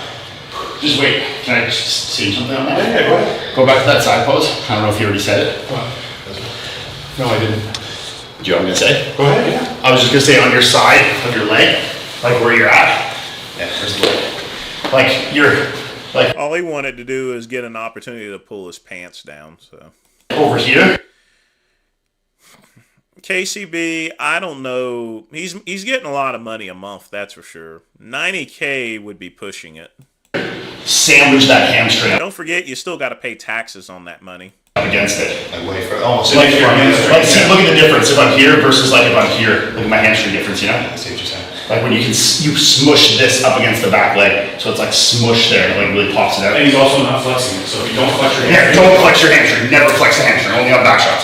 Yeah, I got that part. You're thinking kind of like way over here. Yeah, so like Push it against the other leg. like just fucking smush it up against it. Like you're trying to like, you know when little kids want to make their arms big, they push it against their body? It's the exact same thing. One of the tricks they do, Sam, when they pull this leg back, They like drive it across. the leg already. Yeah, I think there you go. Yeah. Think that's better? Yeah. Yeah, that's a lot better. A lot better. Push the knee over a bit. A little more. Yeah. Right there. Now to the upper body. Yeah, there you go. That looks sick. Yeah. Yeah, that's nasty. I sit back. Yeah, see the back. Hamstrings look good. Yeah. Yeah, fucking right. Well, then he's really saving a bunch of money, KCB. So I wouldn't want to get sandwiched by anyone. That sounds good. Drop your shoulders a little bit. Yeah, a little there, more. Right there. Yeah, there you go. You can even relax them a little more so you're not quite so strong. Every humility you drop them, it looks a little wider. Also, when you push the shoulders down, you start getting more detail in the Yeah. deltoid trap area. Yeah, so like open it up if you're up here, but then settle down. So if you want to come up and then just boom, set down. So you almost like roll it over And then set down. drop it. Yeah. Let's try one. I'm gonna chill out with the legs when we focus on. Yeah, go Do for that it. with body. Just set your legs, but don't flex them. Open and then drop. Yeah, yeah. A little more. A little bit open up. Lower. Yeah. I think that was almost better on him. Yeah, I think he was just thinking about it a bit more. But I think in that one he pulled his elbows a little bit. That's what I was gonna think. Look. Yeah, because like think a piece of paper is widest when it's flat. You start like doing it like this, it's actually narrower, even though you feel like you're more open. Where you're the most open when your elbows are parallel with the walls, you know. So just like pull it till your elbows are flat, and then just really relax your traps. Like let it sink. Like think of like low into your back, and let it sink low. Low. And open up a little more. A little more. No, your lats aren't open there. I mean that was pretty nasty. Still needs to pull those elbows in. There. No. Do it this way. Listen. Pull it all the way over And then lean back. and then sit. I mean, Andrew, there's no need for him to admit or not admit, you know. Everyone's already going to know he's on the juice. I mean, that's a given. That's how I do it, yeah. Right? So that way you got all It's like asking the obvious, so. open and then drop it. Yeah. So over and then the elbows drop back. Yeah. That's it. Yeah. That's it right there. Yeah, he's a little uneven, but the weight that's it. is way better. Yeah, that's way better. Okay. Yeah, so always open all the way around and over. Yeah. Like just even like when I do it, I actually get like this, and then I roll back. Yeah, I would just go like how like get in, I like drive it so I can feel the contraction, and then I'll open it and then just set back. Yeah. I'm just trying to see what it looks like.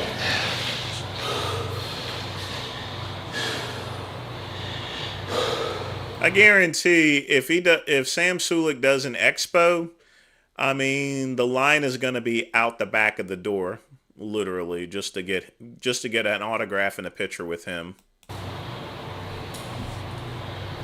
Pull the elbows around. Pull the elbows around. Yeah. Towards your face. Towards your face. Yeah. Oh, there we go. That's it. That's a big difference. Yeah. That's it. Yeah. Once so remember, like even this, because you're back here, you want to roll like fists back and elbows forward. To like pull those lats under. It's almost the same thing even from the front, right? You don't want to be like this. You always want to be like this. You want to be like that. Let's see what else. That was a huge difference. Do a side. It's a bad deal, Andrew. Do a side tricep. We never look at that one. Do you hit from the opposite side of your side chest? I think so. That's my go-to. But I think it's just because my left triceps better. Yeah. Let's see what it looks like. So set your legs, you do it that way. Sorry, Will. Or set them the exact same, smush it up against just like the side chest.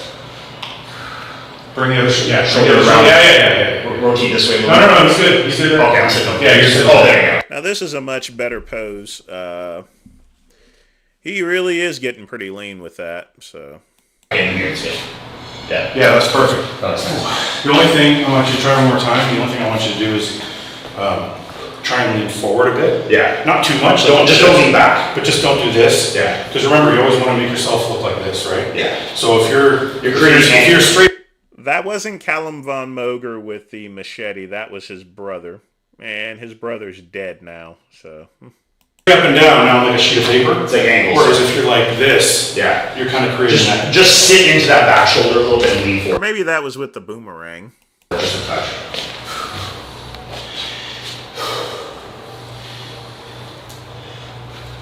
Good. Yeah, that's way better. Yeah, way better. So now you've created this illusion. I think I see what you're talking about there. Yeah. Always, whenever you're practicing any of your poses, side, front, back, always think X, right? Yeah, X.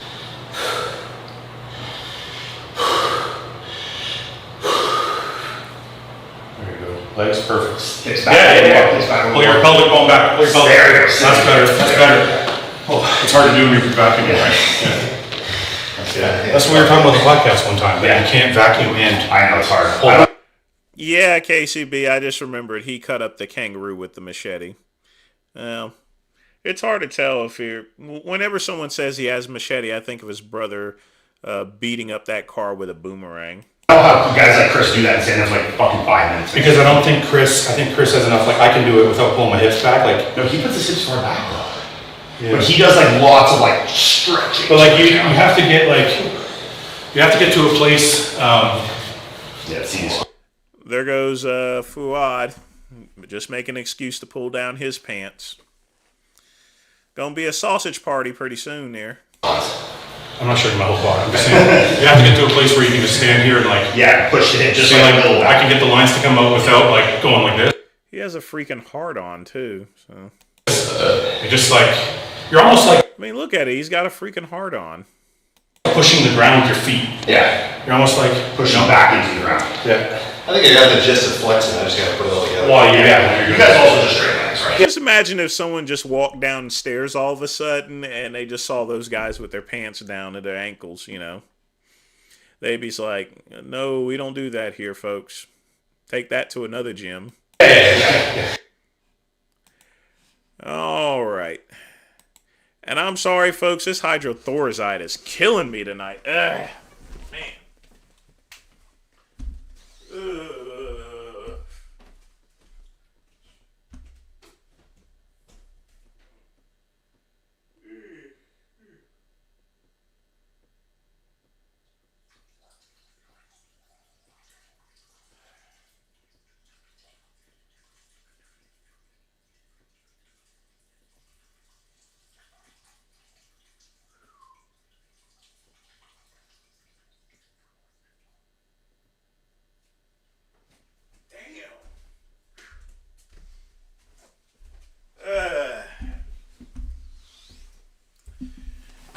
That Thorazide is killing me.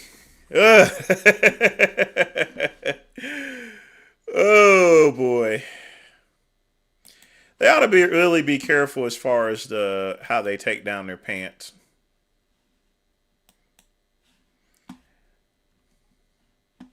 I'd be quite mindful of that.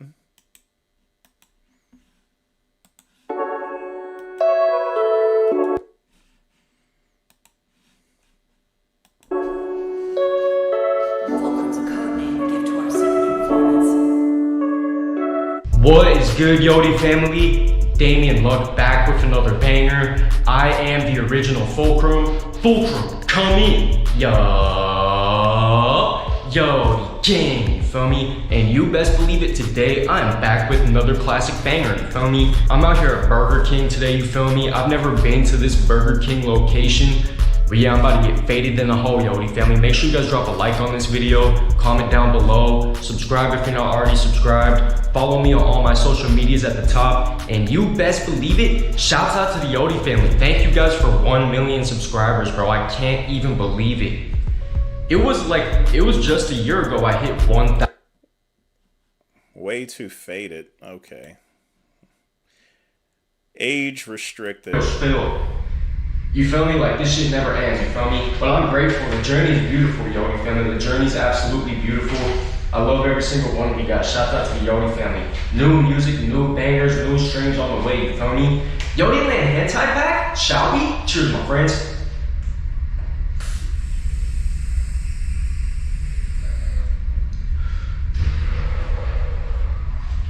Damn. That shit was exquisite, exquisite, exquisite, exquisite, exquisite. Flavorful, flavorful, flavorful, flavorful, flavorful. Bathe in the hole, bathe in the hole, bathe in the hole, bathe in the hole, bathe in the hole. Figaro, Figaro, Figaro, Figaro, Figaro, Figaro, shut the fuck up. Hentai, hentai, hentai, hentai, hentai. Fulcrum, come in. Yeah. Fulcrum, come in. Yeah. Huh?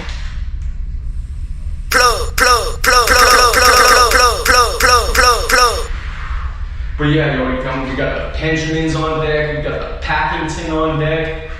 Tap in, Yodi family, if you guys have supported my other promos I've done in the past for other brands, please support this promo, you feel me? This isn't even a promo, this is my brand. Is that weed? I thought he was doing just a vape or something. I mean, I'm not going to be doing too many paid promo videos anymore, just because I have my own brand.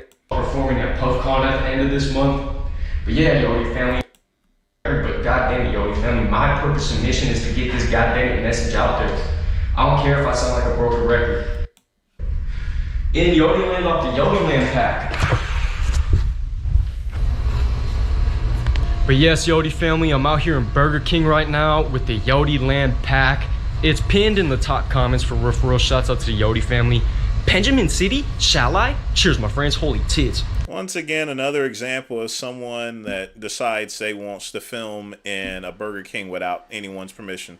I'm just going to whip out my camera. I'm just going to talk and blah, blah, blah, blah, blah, like some jackass.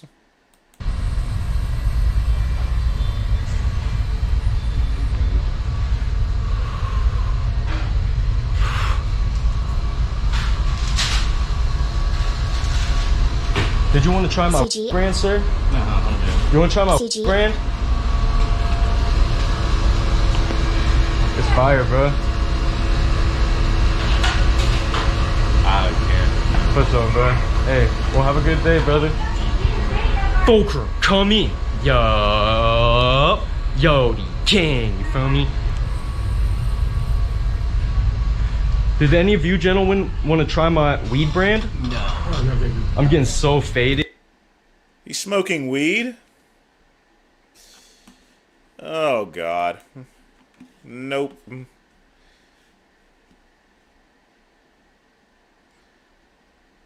All he's doing is just smoking weed in a Burger King. That's not good mints. I mean, I'm taking it that he... Burger King Yodi family, I feel like I was being mad respectful, you feel me? I don't get getting faded, real spill. I gotta leave. Did you want to try the Yodi Land pack? It will get you faded than a hoe. Did you want to try it, sir? Okay. I need you to go leave. Okay, I'll leave right now. Have a good day. All right, Yodi family, I just got kicked out. I just got kicked out of the Burger King Yodi family. I feel like I was being mad respectful, you feel me? You weren't being mad respectful. You went into a Burger King restaurant, you were offering people weed, and basically people are trying to have a good meal, and you were blowing the weed all around them. So, literally, I mean, just... I don't get why I got kicked out. Thank you guys for 1 million subscribers, you feel me? The merchandise, if you guys ordered the merch... You fucking dumbass. Enough of this dingbat. Away with thee, asshole. Get a little cup of coffee first.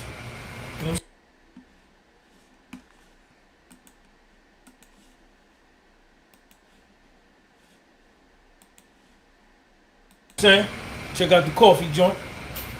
Gonna get a. They said New York was flooded. It might have been flooded yesterday. It might have been. It ain't flooded today though. Got my man Evan here. Check him out, y'all. What's going on? Seattle, Washington in the building. Yo, I'm walking around the corner. My man from tell him what's up, Evan. Man, what's going on? Let y'all see what it is. 40 deuce. We on 40 deuce. You know, I don't feel like watching any Sean G right now. Maybe later. Sorry, but I no Sean G.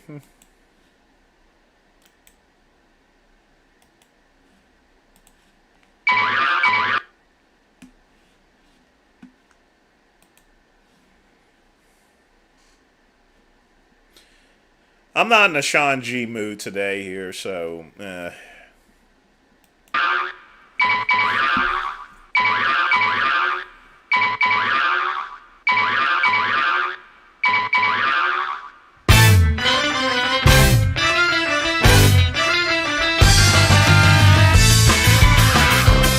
I hate weed guys too. I mean, the guy's an idiot.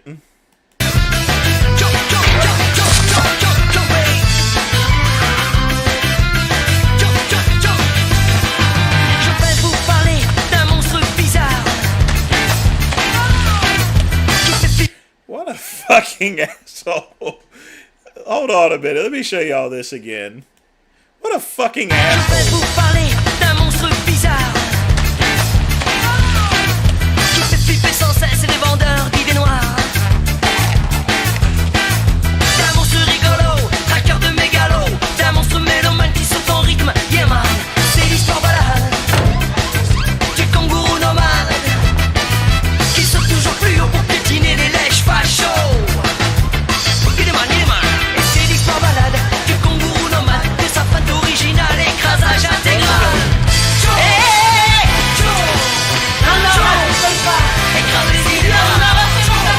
Is this guy on weed or something?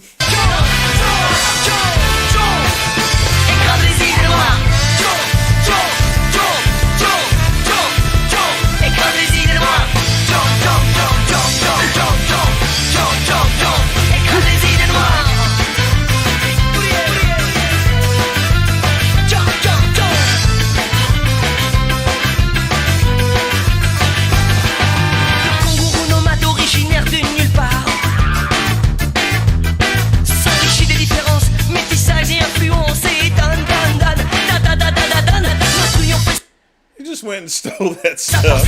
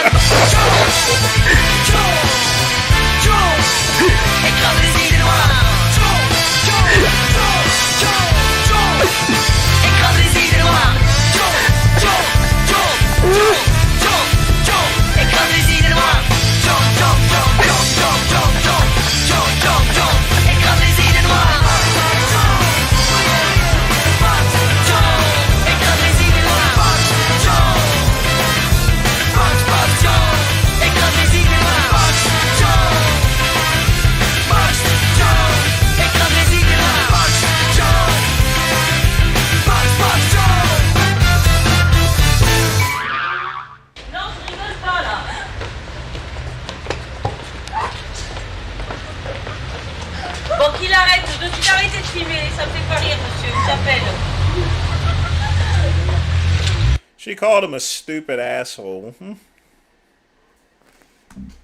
Like I said, I took 2 years of French. That was good mints, though. A little criminal behavior. Wonder if this guy posts any other videos. Looks like he stopped about a year ago.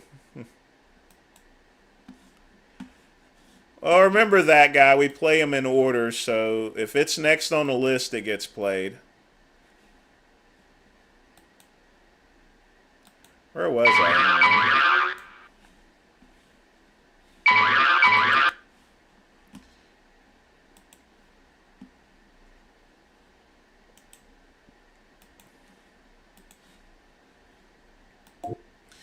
And we got one from my man Pugman, so let's take a look at this one. See what we got.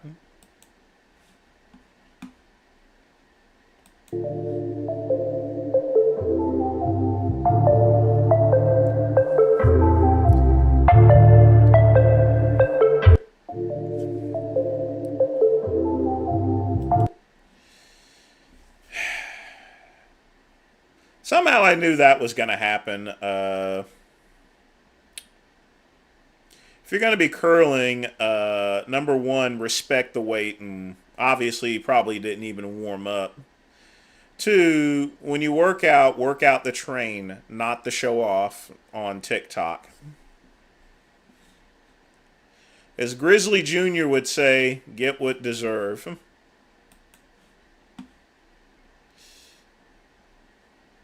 That sure did have to hurt, though. Oh.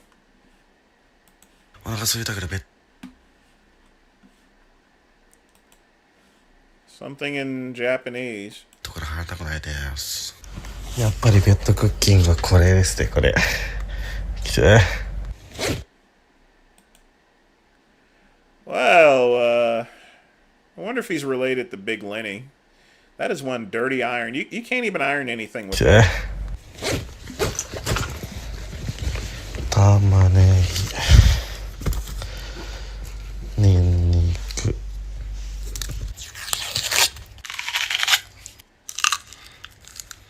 よいしょ。おー、いい感じ。Oh, he's using that for... Whoa. よいしょ。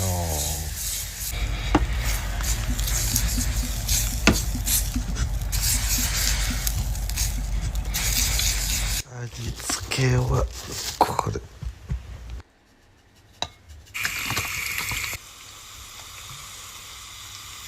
いしょ。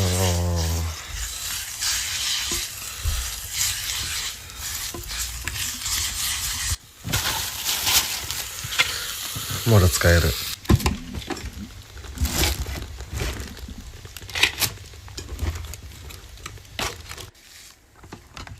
おお。タレも。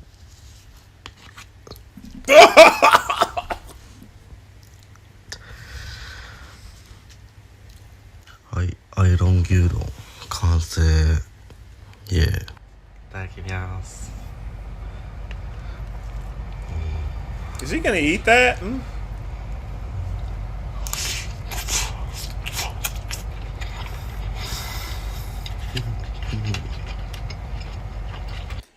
Well, he does cook better than Sean G. I'll give him that. Sick freak!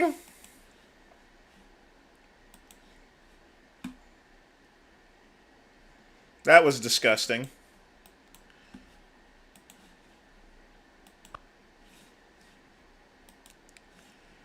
Alright, orangutan. Ooh. You really shouldn't be standing too close to a cage like that, especially with an orangutan in it. And that's why.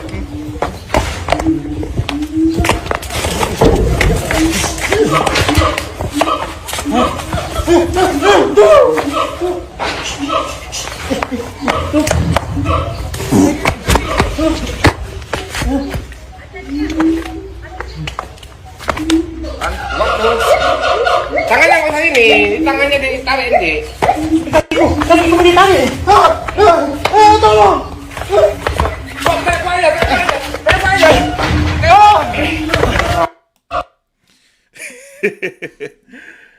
This is why you never stand too close to a cage. You have to understand that that is a high-functioning animal. Any type of monkey, orangutan, gorilla, they're high-functioning. So when you get close, they're going to grab you. They're going to know how to hang on to them.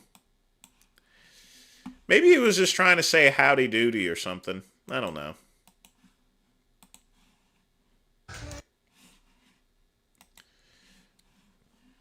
Again, someone that's standing way too close to a lion cage.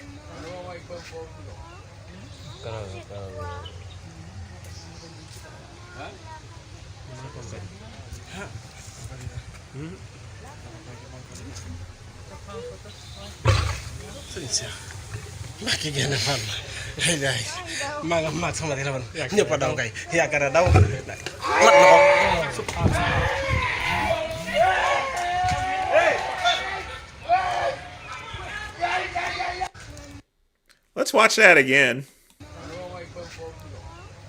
Number one, he's standing too close, and he actually puts his hand out. That's not a kitty cat.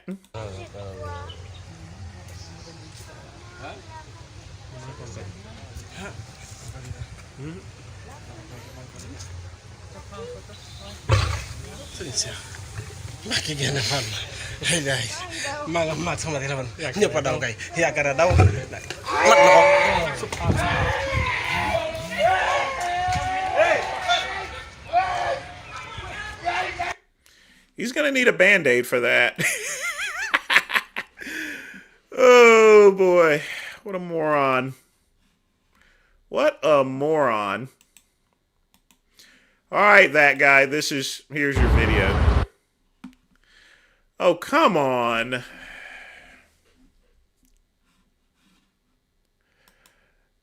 All right, I'll watch this one since I skipped over the last one. We'll watch this Sean G video.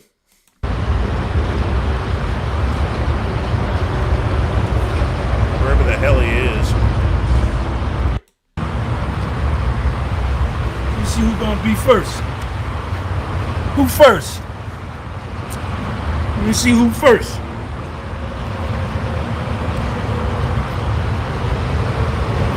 Get over 50. Who that right there? Ill Clue. Ill Clue. My first time ever seeing you.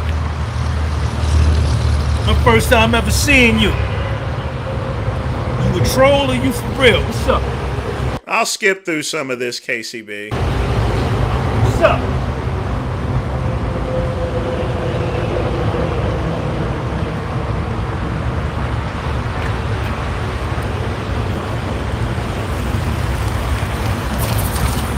What's up? We live.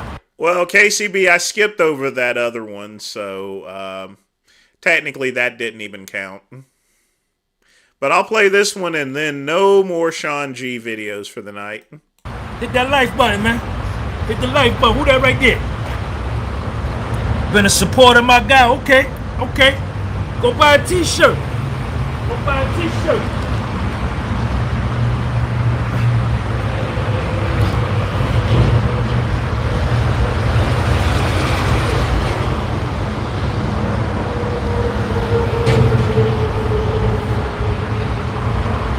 Something light, man. He's doing push-ups. That's the key to your happiness. That's the key to your peace of mind. Cleared in a month. Clear. This shit clear. Super clear. Super clear. That's the key to your happiness. Because the key to your misery, the reason why you're miserable, the reason why you're unhappy, the reason why you're uncomfortable, the reason why you're plagued with a bunch of doubt is because you tell yourself, you feed yourself nothing but negativity. You feed yourself doubt. You feed yourself insecurity. You feed yourself shame. You feed yourself. You feed yourself genetic material that I've heard before.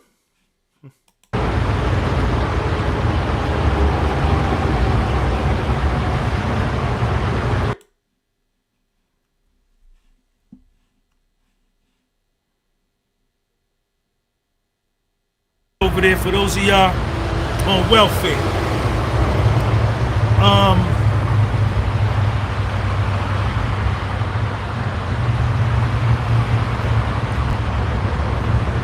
What you think about yourself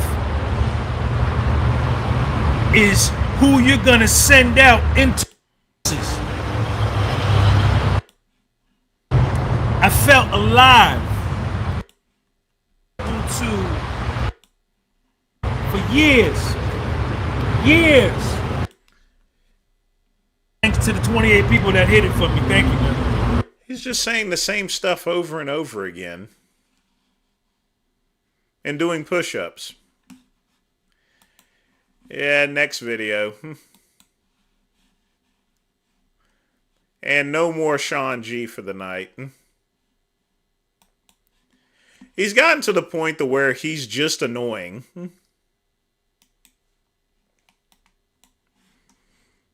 What's up, y'all? That guy said no more Sean G tonight. See? No Sean G tonight. He's just, we'll just wait until Friday. Otherwise, my live stream will only have like 2 people in it. I literally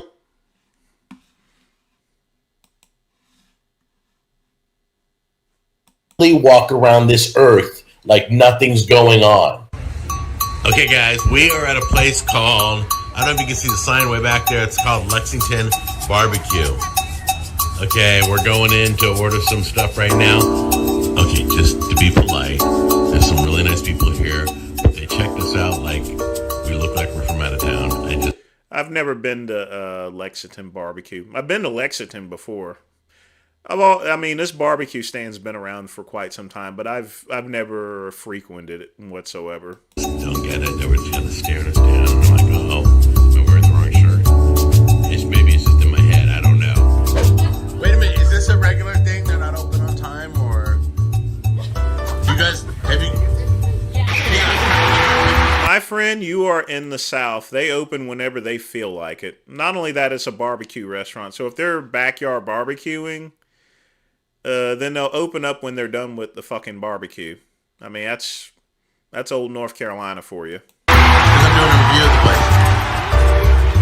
Oh, well, I was hoping for more information than that because I traveled 8 hours to come try their barbecue. I traveled thousands of miles myself. Really? So this is one of the 6 places we're hitting. Yeah. We're doing 3 today and 3 in North Carolina.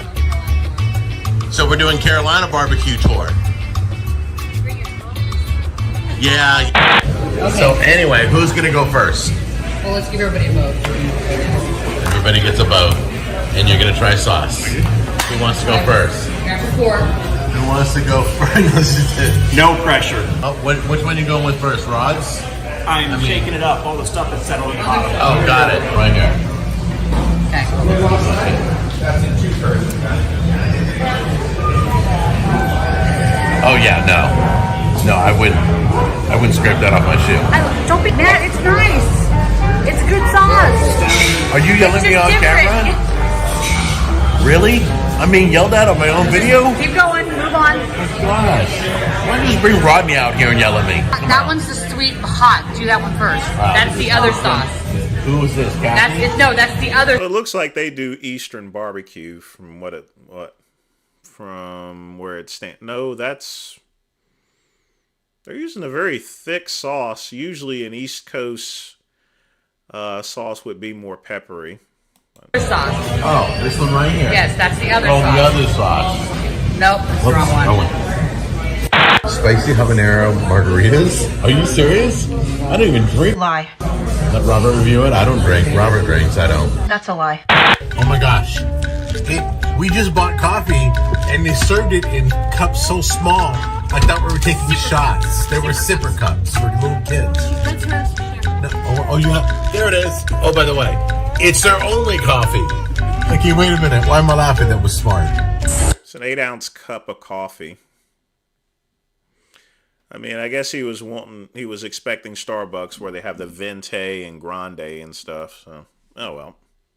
That's just a regular 8-ounce cup of coffee, which is what you should be drinking. 1 cup. Mm-hmm. Even the ice drinks are tiny. It's like the smallest stuff I've ever seen come out of a coffee place. What's the place called? I won't say it was Honeybees. This guy strangled his kid? Oh, man. I hope not. That's not good, unless you're talking about somebody else. Won't do that. Alright, so ribs are interesting. Barbecue. They don't have chicken again. They don't have chicken again? I guess chicken is not a thing here. How do you not the first place had chicken? Oh, there is chicken. Oh, is there? Whole chicken right there. Don't scare me. Okay, cool. Okay, I get to be the bad guy. Alright. I did not like at all the sauce on the table. It's like drinking pasta sauce. It was just too tomatoey. It had no other flavors or spices. No smokiness to it. No nothing. But overall, I would definitely give this place an A-. Their biggest feature here, ironically, is the wait staff. You'll know when you come here. And their food. And their food. wait, didn't we already review with you? Yeah, their food was okay. good too. Oh, really? Hold on a minute. Okay. So anyway, no flavor in the sauce. If you couldn't get any flavor in that type of sauce, you may have the stuff, if you know what I mean. The stuff from 2021. I'm not gonna say the name because I don't want my channel being cut off or so. I love how smart we are. She's like, all pork. That's how Tennessee we have is. Chicken. We have all pork. Yeah. We keep asking, and she's just like, no. I'll say it slower for you. Because you're from out of town. We're gonna spell it A-L-L pork. Yeah. Say But they do have turkey. Oh, I just want to interrupt this program for an important message. Thank you. It's all And turkey. and some chicken tenders and hamburger steak, but it's all pork. Okay, guys, so I'm just gonna be real straight with you because we're all hitting the road again. All the flavors were bland. I would never come back. I have to. Everybody in Carolina, do me, whether you're North or South Carolina, do me a favor. Find out what seasoning's all about. Sorry about that. It's beautifully cut. I love St. Louis style. That place has been around for decades, so I would honestly have to say his opinion don't mean shit whatsoever. Bland flavor, I mean, like I said, he may be sick or something, It's a lot cleaner looking. You still get all the meat from the spare rib. I love it. Let's give it a try. It almost tastes like they cooked these yesterday. Does anybody feel that way? Because this is a cold. Oh no, I'm calling it, man. I'll be the bad guy. I can use bad guy. No, I know, but I get it, guys. What we're missing is freshness. And I never realized I could tell an aged rib before until now. It just tastes like leftover ribs. I'm trying meat first. Okay, so just You're to really blunt washed out because of the sun, but go ahead. Right. You want the light No, on? I want You want the light on? Okay. Okay, so. Alright, talk to me. Did my best, and there's still food left. Wait. You did your best? Isn't that ribs right there? There's still chicken. There's wings right there. There's still beans. There's spinach. There's mac and cheese. There's whole pork. Dude, you eat like a bird. While everybody's getting samples, okay, so I told you before we started that you probably after this won't have barbecue for a few months. But if you look, I can't stop laughing at her plate. Look, this is the last stop for the day. But we've already eaten at 2 barbecue joints, so we're full of barbecue. Yep.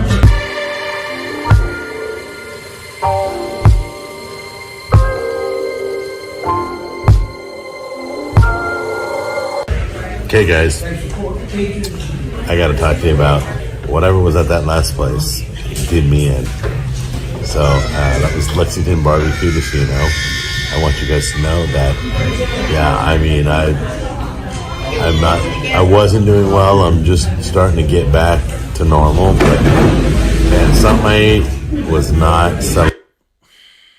Now you're blaming the restaurant for getting you sick. You ate at like 3 different barbecue restaurants. You know, what makes him an expert at barbecue anyway? Well, my stomach. So.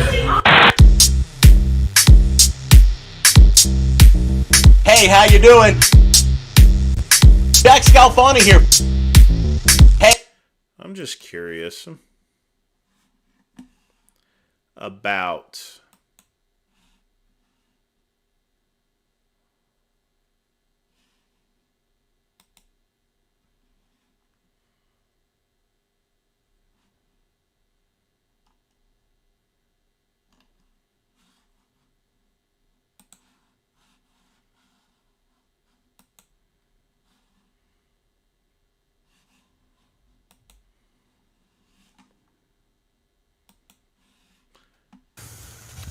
One goes there. Oh, that's sizzling already. Did you hear that? And one goes on here. So he's complaining about blandness in those seasoning. He hasn't even put any seasoning on those burgers. All right. So when I do anything, I'll turn the camera on and I'll record whatever I do next, okay? But for right now, we've got medium flames all across the board. Let's see what happens. Okay, you're going to love this. A grease fire just broke out. Unbelievable. That's right. This whole test has been destroyed. This whole thing's been destroyed. He's complaining about food with no flavor in it, and he doesn't even put any seasoning on any of his meat. He just takes it right out of the pack. Also, folks, if you're going to cook, you need to at least wait until the meat is at room temperature. You don't want it straight out of the refrigerator. Otherwise, it's not going to build up a good crust to it. I don't care what his channel is. He looks like an idiot. He obviously knows nothing about. He just threw those burgers on right out of the refrigerator and didn't put any seasoning or anything on it whatsoever.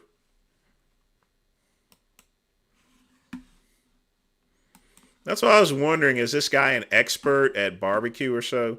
That Lexington barbecue, even though I've not been there. I've been to Lexington. I know that place has been around forever. I mean, literally, it's been around forever.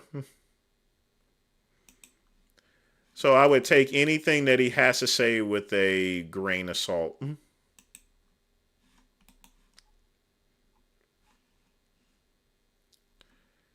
All right, let's see where we're at.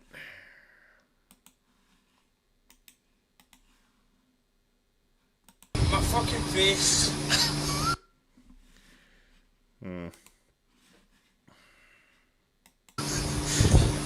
I think you've got to put it all wrong. No, because if you take a tumble, you're taking a heater doing it. Wait, what? What did he say? Try and get both your feet into the flashing and tiptoe down the flash. He sort of looks like McCluck, to be honest with you, this Jack fella. He has a bare resemblance to him. If you can stand up on the flashing and hold on to the gutter till you turn, and then as you turn, your foot will hit the metal pin. You what, Andrew?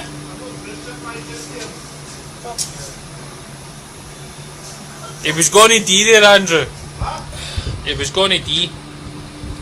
Right, don't put too much weight on it, right? Where the fuck am I meant to put my weight? Mate, I can't put my weight in the roof, it's dead fun. I can't hold on to the door. What am I meant to do with it? Oh, you're not been holding for 5 minutes. You're fucking wank stain. Don't shift your weight up. What the fuck are you talking about? I can't put my weight on the fucking roof. I can't put my weight in the gutter. Where's it meant to go? No, man, I can't just fucking move it. Oh. You fucking want. That's how agitated I'm getting now. You really fucking agitated me. It was you. It was you who wanted to go up, Dick. I'm just going to let myself drop, right? I'm going to hold on to this side bit, and hopefully I'm far enough down that I can just. My fucking.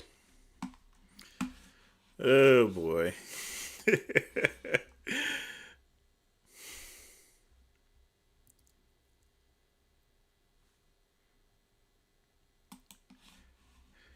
I would go tell him that maybe I do got to put a dime in the meter. So But I don't give a fuck. I was going off yesterday. I was.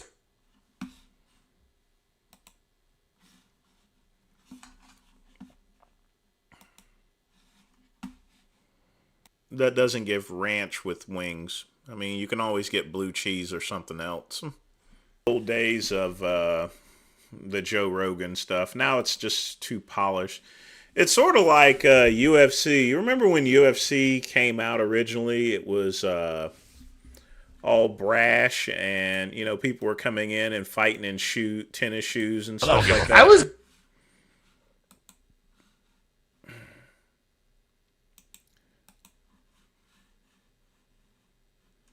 What happened?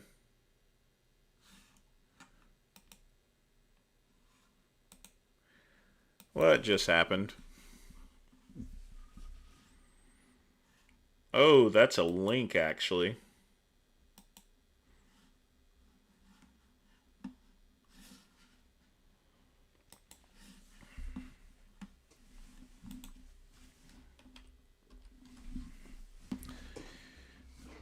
Atrocious. Jack is a child abuser. History of domestic violence on multiple occasions. Beating and choking his son. Forcing him into homelessness at age 16. I wonder if he's done any jail time. Oh, God. He follows Murray Davis? Oh. That's all the reason not to like that guy. Maury Davis is a fucking asshole. I mean, he's definitely a racist, that's for sure. Janice wants to napalm the Middle East. Fortunately, they don't make napalm anymore because it gives people cancer. Demands his viewers leave comments on his public videos in English or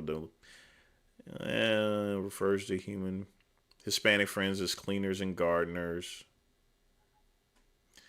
Miscellaneous. Okay, that doesn't surprise me. He is a homophobe that admits he has homosexual desires. He believes homosexuality is a choice while also admitting that he represses his homo desires. He will pass judgment on and restrict the civil right. How can he restrict the rights of civil liberties? He doesn't do anything. Jack makes videos that will hurt or kill people that try him. In a now deleted video, Jack allows a strange man to demonstrate canning your own food in a manner so dangerous.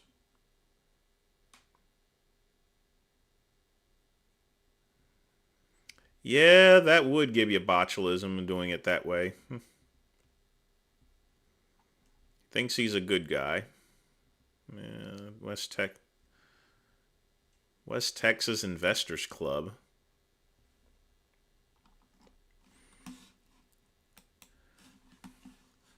Well, yeah, I definitely wouldn't have him over at the Swordfish Club, that's for sure.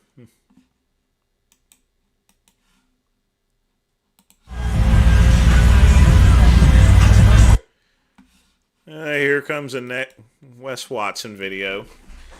All right, we'll see what he's talking about since this is only 7 minutes. I heard you were a closer, but then I seen your bitch and I knew you were closing shit.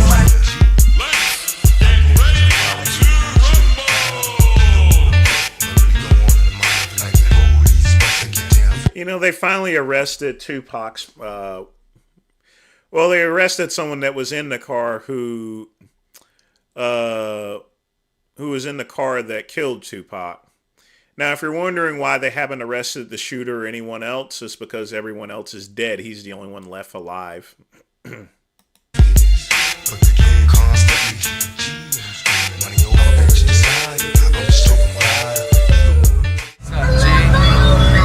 on it today, baby. Out here at Elevation all day. Look at the fucking whips.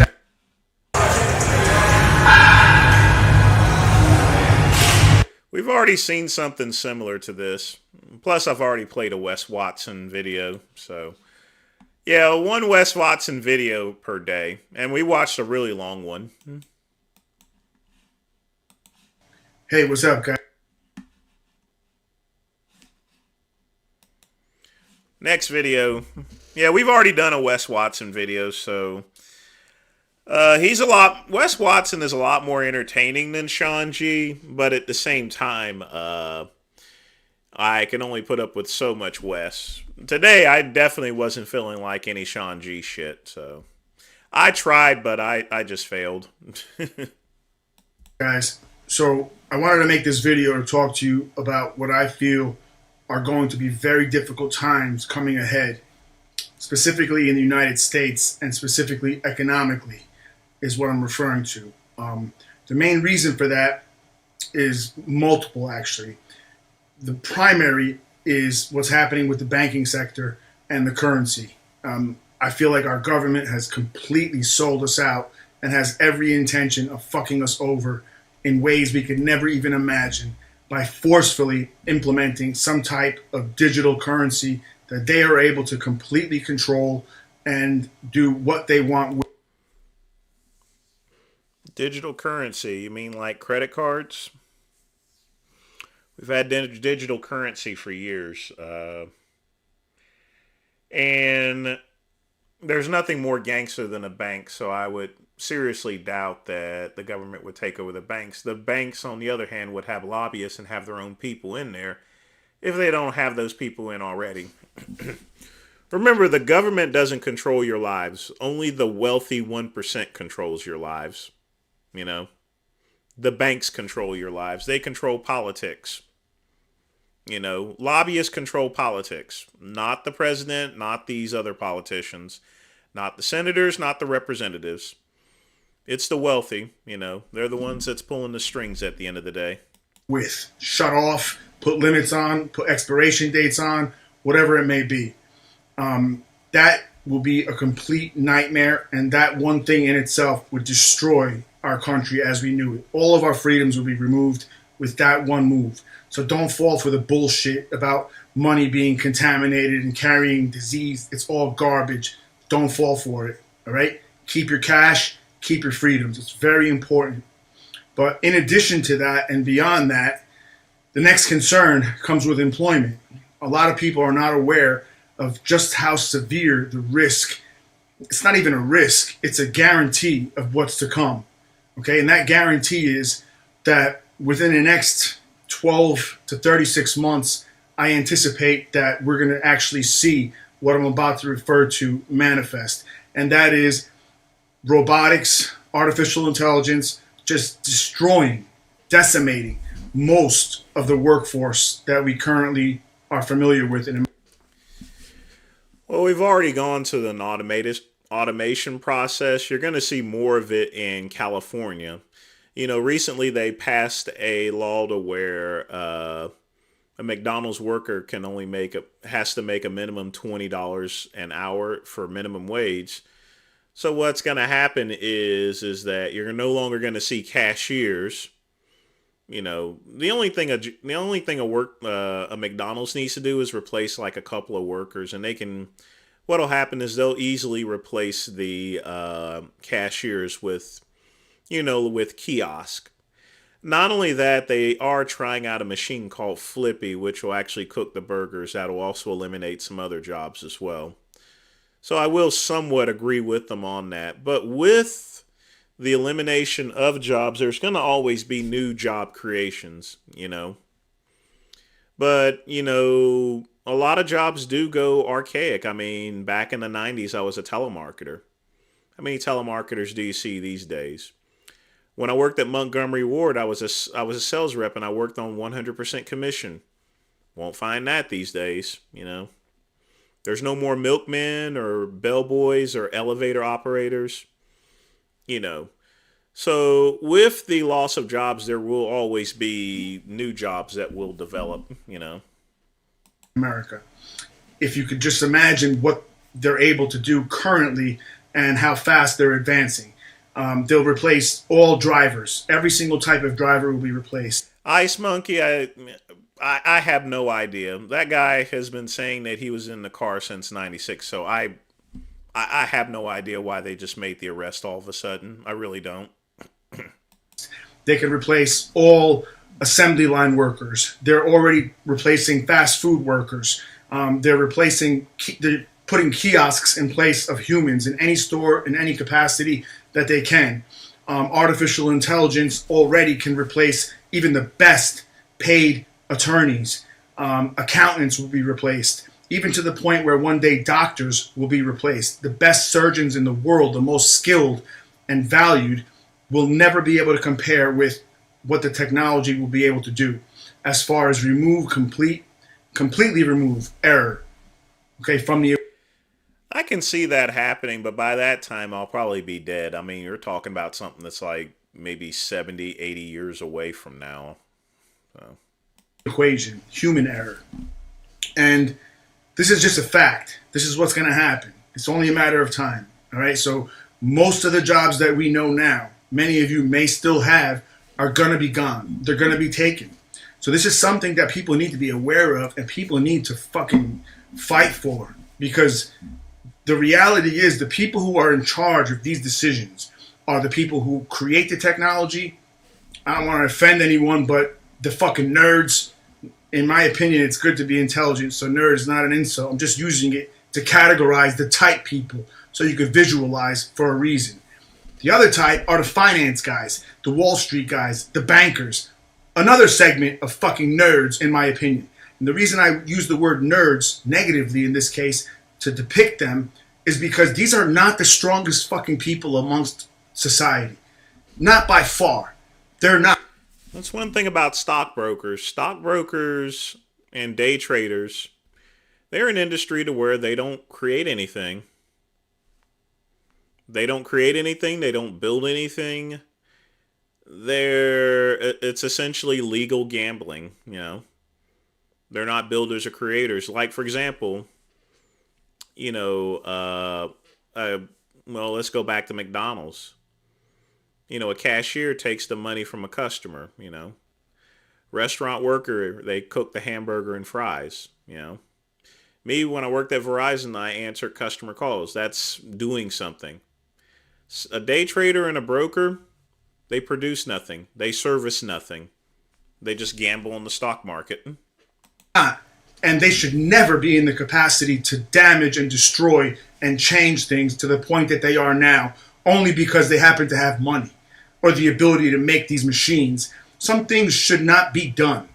Just because we have the ability doesn't mean we should. All right? So many changes are happening so fast, people aren't aware. The cost of living, the cost of goods, the cost of everything is skyrocketing, and it's going to go much faster now and continue upward in one direction.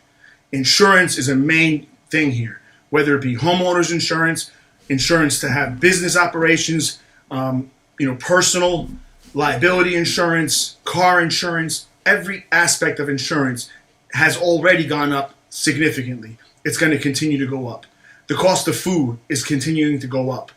The production of food is being legislatively...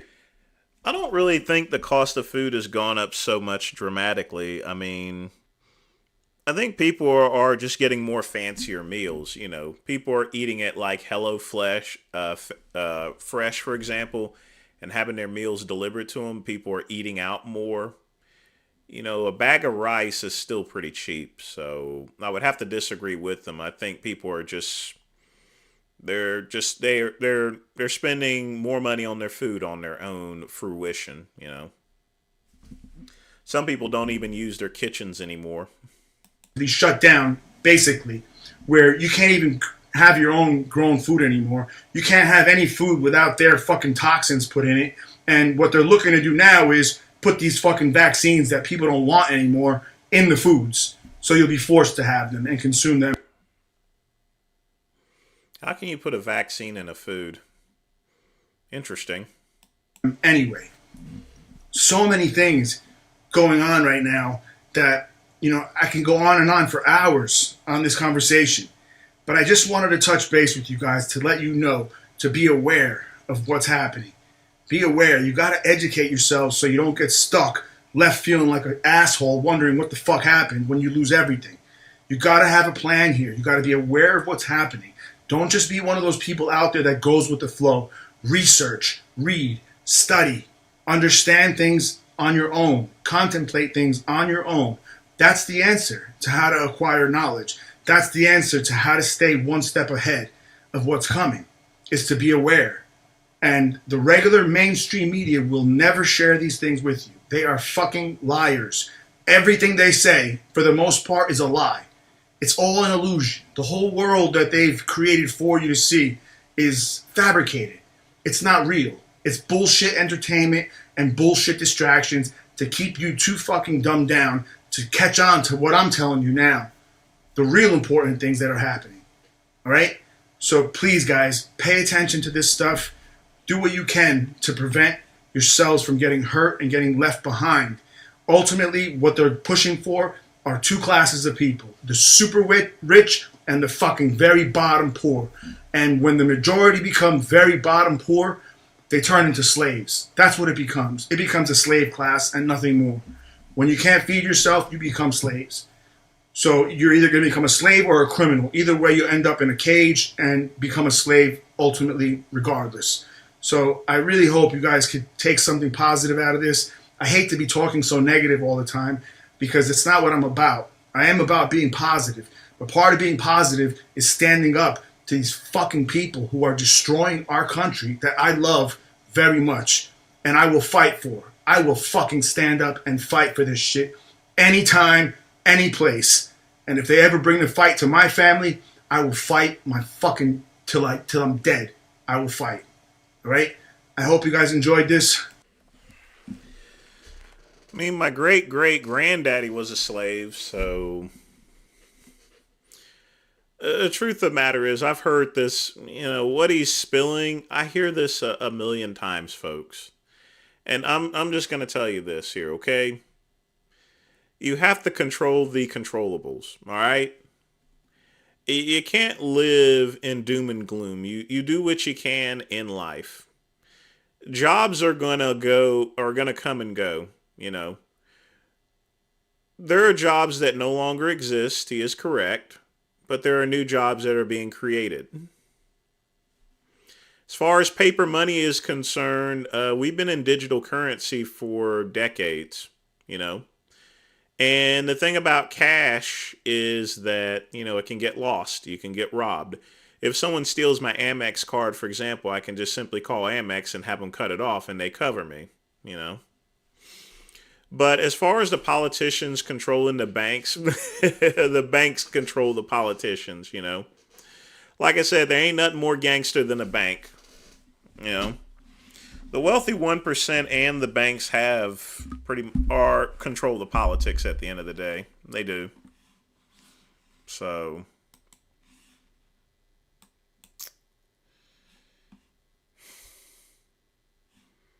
very negative, but oh well.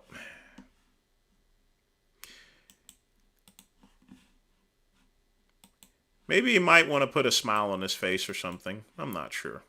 It's shocking. Let's see what we got here. Never before seen video that led to the shooting of a notorious YouTube prankster. You can see the prankster. He's the 6'5" dude in the white baseball cap. His target is a guy named Alan Coley, and he's holding a bag of... I'm sure that he learned his lesson. That's for getting shot over, getting some clout on YouTube. The food he just picked up at the food court at the Dulles Town Center in Virginia. At one point, the 31-year-old Coley shoves the phone out of his face. But the prankster, 21-year-old Tanner Cook, is unrelenting.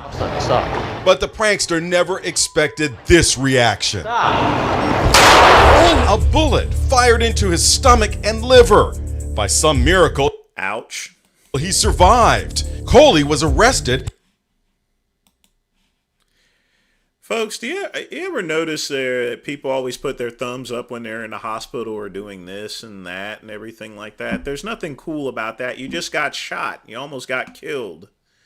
How dumb is that? You're going to do this. I'm okay. or do a peace sign or something. Coley was arrested, and a jury just found him not guilty of aggravated malicious wounding. Absolutely, and the jury was 100% correct on that. He tried to get away from him, and he wouldn't allow him. Prankster is seen leaving court with his mother after the verdict. So I really don't care. I mean, it is what it is. That was the first time I seen the video. No mom wants to see their son be shot by a complete stranger. We respect what Then you should have raised him right. the jury says. And my family and I are just grateful and thankful that I have my son here. His father says, in his opinion, the jury got it wrong. Absolutely, that he was guilty. The 20-second video shows that in no way was his life on the line, and he did not need to have deadly force. That's not the whole point, He pursued him and basically attacked him, and he defended himself, Defending yourself doesn't mean that another person has to have a gun on him, the only thing that he has to prove is that his life could have possibly been in danger. And, he certainly proved it because he continued to follow him. He told him to go away. He just kept following him, and stuff. So, get what deserve. The prankster is being vilified online for his boorish behavior. The shooting was even a headline on SNL's Weekend Update back in April. A Virginia man who pranks people for YouTube videos was shot while tricking someone in a mall. Good. Cook's YouTube channel includes posing as a security guard, falsely accusing people of shoplifting. Yeah, I've got a gentleman and a woman here trying to steal a pet. I support Tanner in whatever he decides to do, and I'm going to continue supporting him. Yeah, because you a dumb bitch. Your son's going to get shot again, if he continues doing that. Yeah, my Facebook called Top Sign. Stop.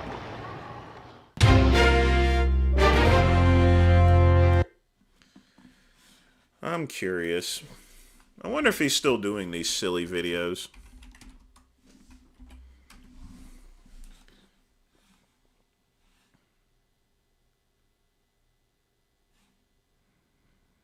Classified goons. For the first time. Is this his channel? I'm just trying to go to sleep. That's all. Get some C's. To leave. Yes. Take a card right here. Oh my god, he's still doing this shit. What a fucking dumbass. As hard as you can, as soon as they land. He's still doing this. Has he not learned his lesson?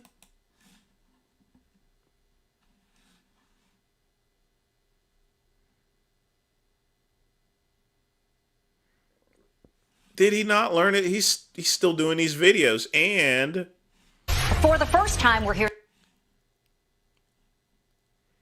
he actually made an accompanying Exactly video how it's- about him For getting the first shot. time- He only has 336,000 views. Definitely not a Sam Sulik person. Look, he only has $336,000. So, in YouTube terms, let's see, 336 divided by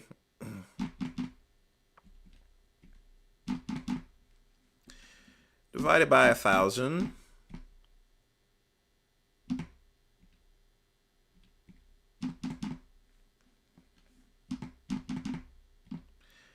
That's 336. We will times that by $2. So in all, for that many views, he's made a grand total of $672. I wonder what his hospital bill definitely exceeded what he actually got. So, and chances are his video was probably limited, so he probably didn't even get that. What a moron. What a moron.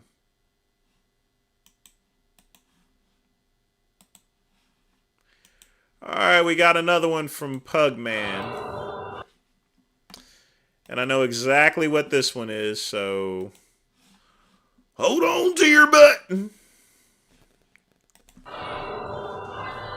on, baby. Big fucking legs. Come on. What are you prepared to do?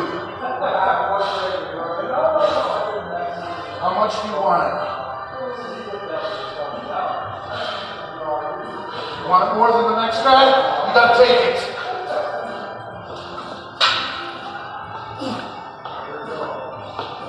Come on!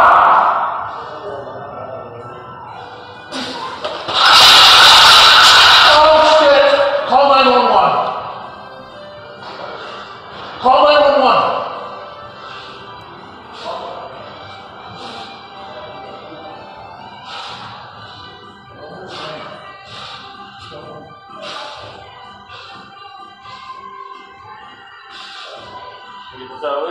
Call 911. Yeah, I felt real bad that day that, and I donated to his fund too for J Masters. I felt really bad that that happened. The only good thing about it is that he had those safety bars. If he didn't have those safety bars, that weight would have went forward and he would have gotten really hurt. Really hurt. I mean, his shoes played a factor, but he just, the quad tore, you know, only so much pressure, you know, so it happens.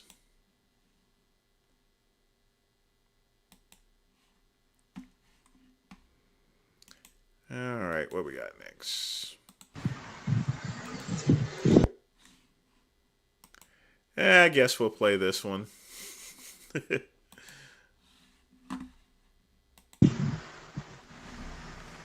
There we go. Everyone's got what they wanted now. Yeah, I got a message here. I mean, and I notice you've been talking about me a lot. You got a fucking problem with me or something? What did I say that made you think that I got a problem with you? Yeah, it sounds like you got a problem because it seems as though you can't keep my fucking name out of your mouth. Now, I've already had enough problems with John Romano this afternoon, and you once again running your fucking mouth about me there, pal. What the fuck is your goddamn problem, huh?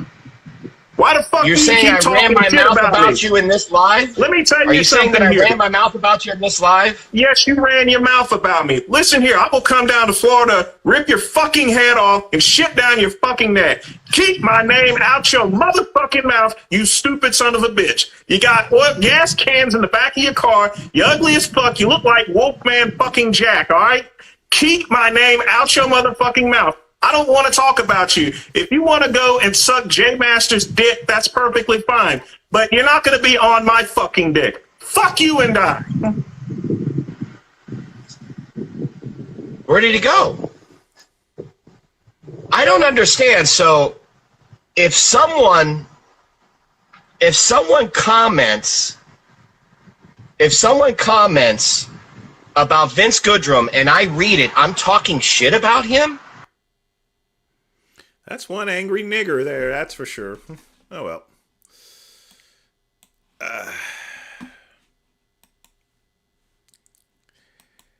Cuban just caught me on a very, very bad day.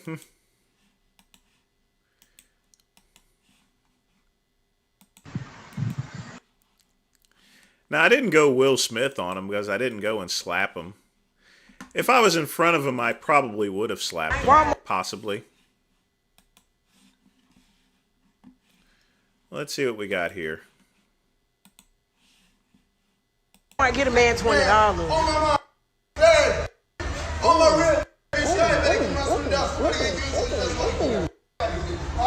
Ooh, he waving tonight.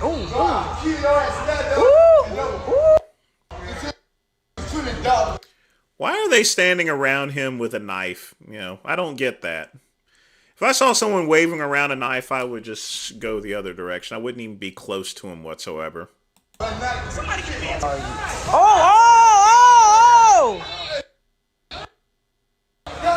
this he doing Dave Chappelle.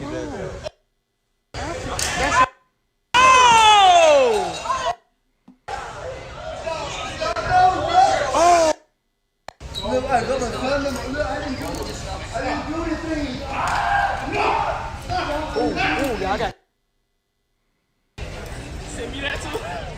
Let's watch that again. He had a knife. That's why they tried to get it from him. That's all. And he was saying he was gonna stab people because he wanted $20. Walmart get a man $20.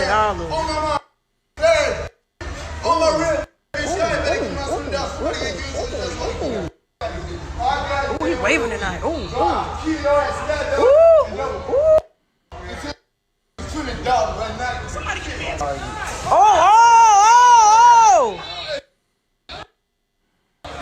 Oh, this he doing Dave Chappelle.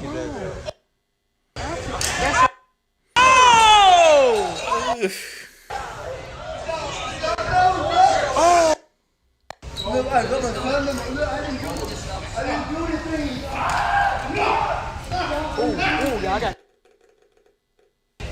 Send me that too. He had a knife. That's why they tried to get it. That wasn't a purse. That was one of those sign holders. Or they have a very heavy bottom to it. Good stuff.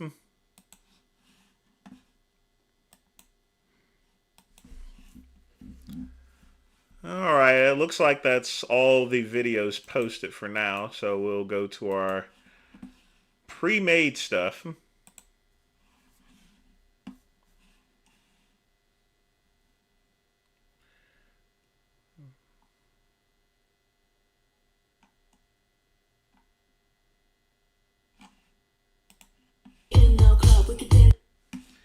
All right.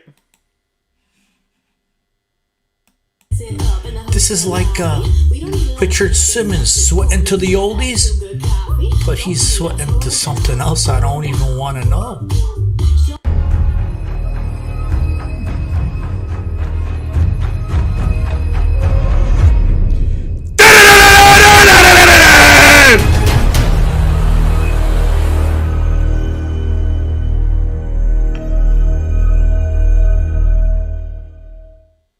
I didn't want to have to watch this 2 times. But remember when I said, get your popcorn ready because there's a show to watch? I didn't know it was going to be this kind of show. But I felt guilty not sharing with you guys what I found on the Munchkin because it explains so much of what we've he called him a munchkin. been thinking. And I know, I don't even want to watch this again, but I have to. So grab your popcorn and let's watch this together. Go back. I gotta rewind that a second. That was a face I don't ever want to see. I'm gonna see that shit in my dreams now. Go back. Oh my God, look at that. You know, Scatman, I've always wondered about how John Bravo's does that filming there, It's sort of like one of those Hallmark filmings. You ever watch a Hallmark movie and it looks all nice and fuzzy and everything and warm and inviting? Oh man, look, that's gonna be in my dreams, that face. What is he doing? I don't want to know what you do with that face, Greg. Oh, why would he make this video, this asshole? Oh, he's having too much of a good time. Talking about what they're gonna do after. I had enough, but I had to share this with you guys because we've been wondering what's been going on with the Munchkin, and I think this explains it all. I can actually explain it. The Chinese and Japanese, they will pay top dollar for them to be in any commercial. Let me show you guys this.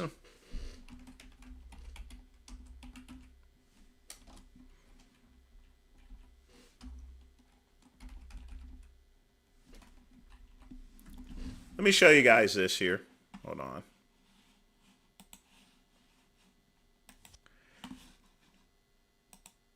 Yeah, the Japanese and Chinese, well, especially the Japanese, they pay a lot of money just to be in their commercials. So these are a couple that Arnold was in back in the day.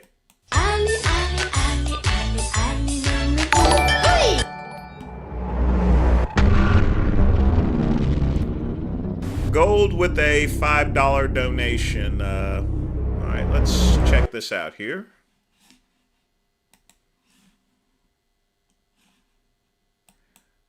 And what is that doing?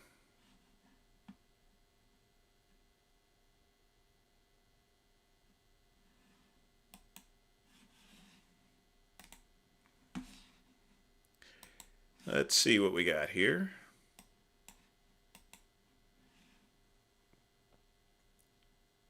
That is not a good idea.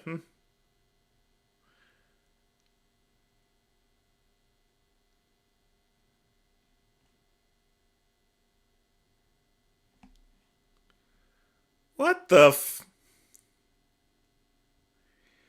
Why would you do something like this? Oh my God. What a bunch of morons. No self-awareness whatsoever. But again, thanks for the donation, Gold. It's just amazing what people will actually do just for a Klondike bar or some, you know, they're not even doing it for any real money. They're just doing it for clout, you know. It's just reckless. But let me show you some of, like I said, the Japanese, they'll pay a lot of money just to be in their commercials. And Japanese commercials are just weird, you know. It's one of those cultural things to where, you know, they you know, and it's based on the fact that, you know, Asian culture is a very homogenous society, you know, and that develops from it. But here's some of Arnold's old Japanese commercials.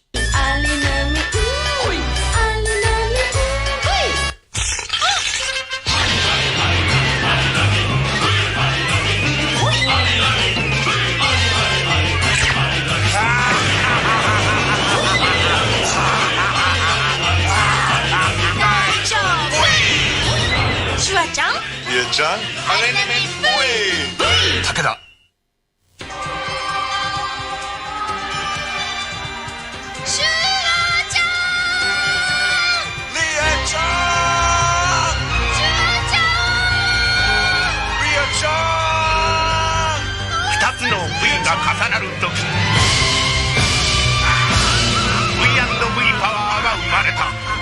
Oh, believe me, it gets worse.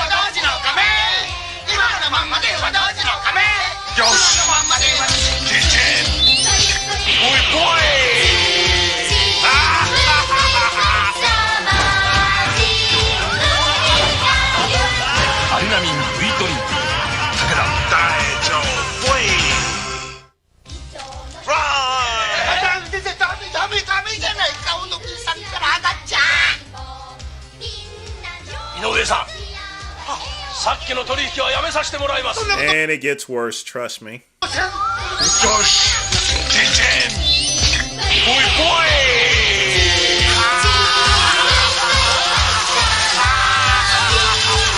a very popular energy drink back in the late 80s. It's actually still popular here. But I think the original formula did have a lot of ephedra in it, so it probably still does. Ephedra is legal in Japan. It's amazing. Ephedra has been around for thousands of years, and we fuck it up in, like, what, 20 years?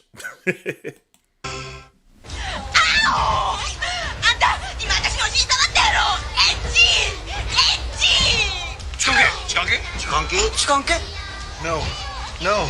Chigao. Yosh.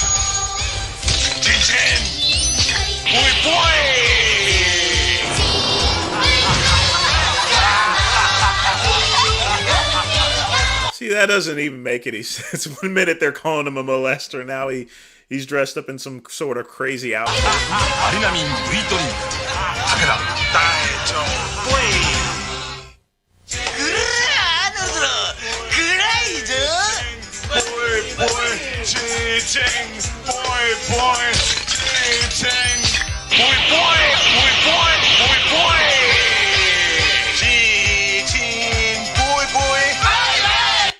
told you it gets worse. So.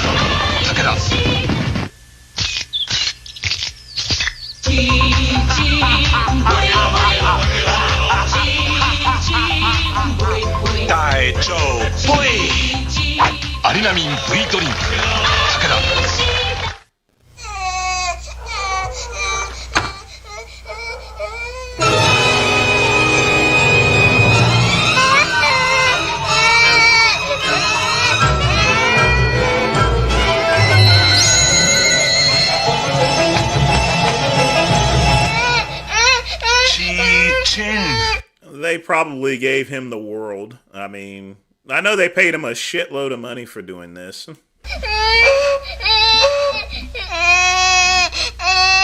Cheating.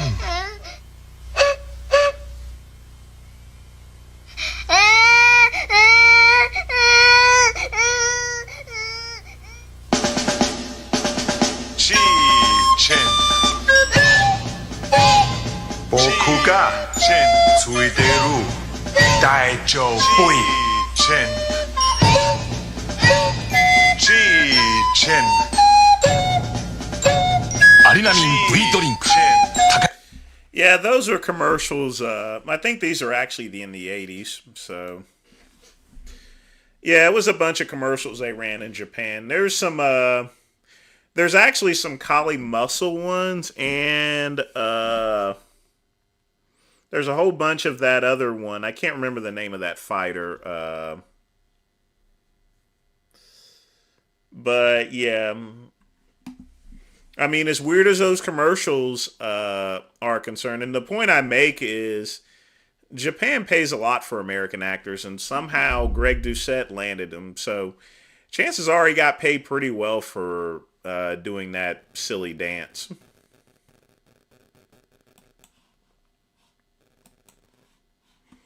That's just one of those things. So.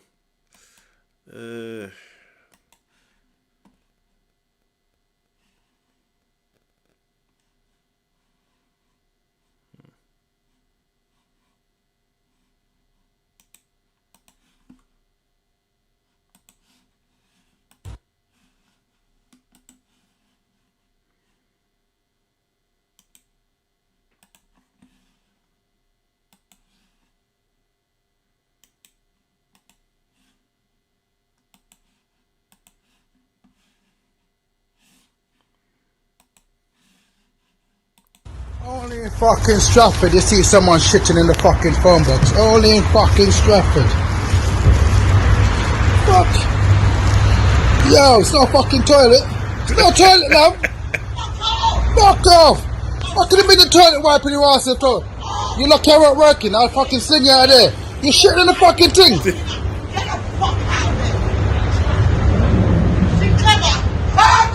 Yeah, dirty bitch. Dirty bitch. I'll shit up in our blood clot phone box. BT connecting people with the shit. Yeah, go on. Go on. Go on. Dirty bitch. Minty. Ew.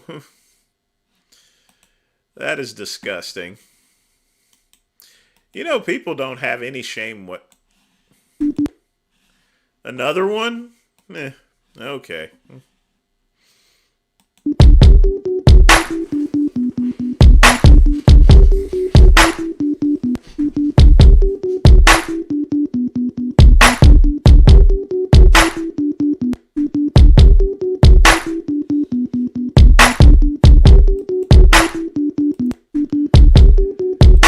That ain't my people. I don't know who that was. They almost sounded Jamaican, to be honest with you, rather than European. You know, there's a lot of nasty people these days. Just a lot of nastiness. Such nastiness. Can you tell me a little bit about your addiction and show me a little. Oh, looky here. We got a crack house. Lovely.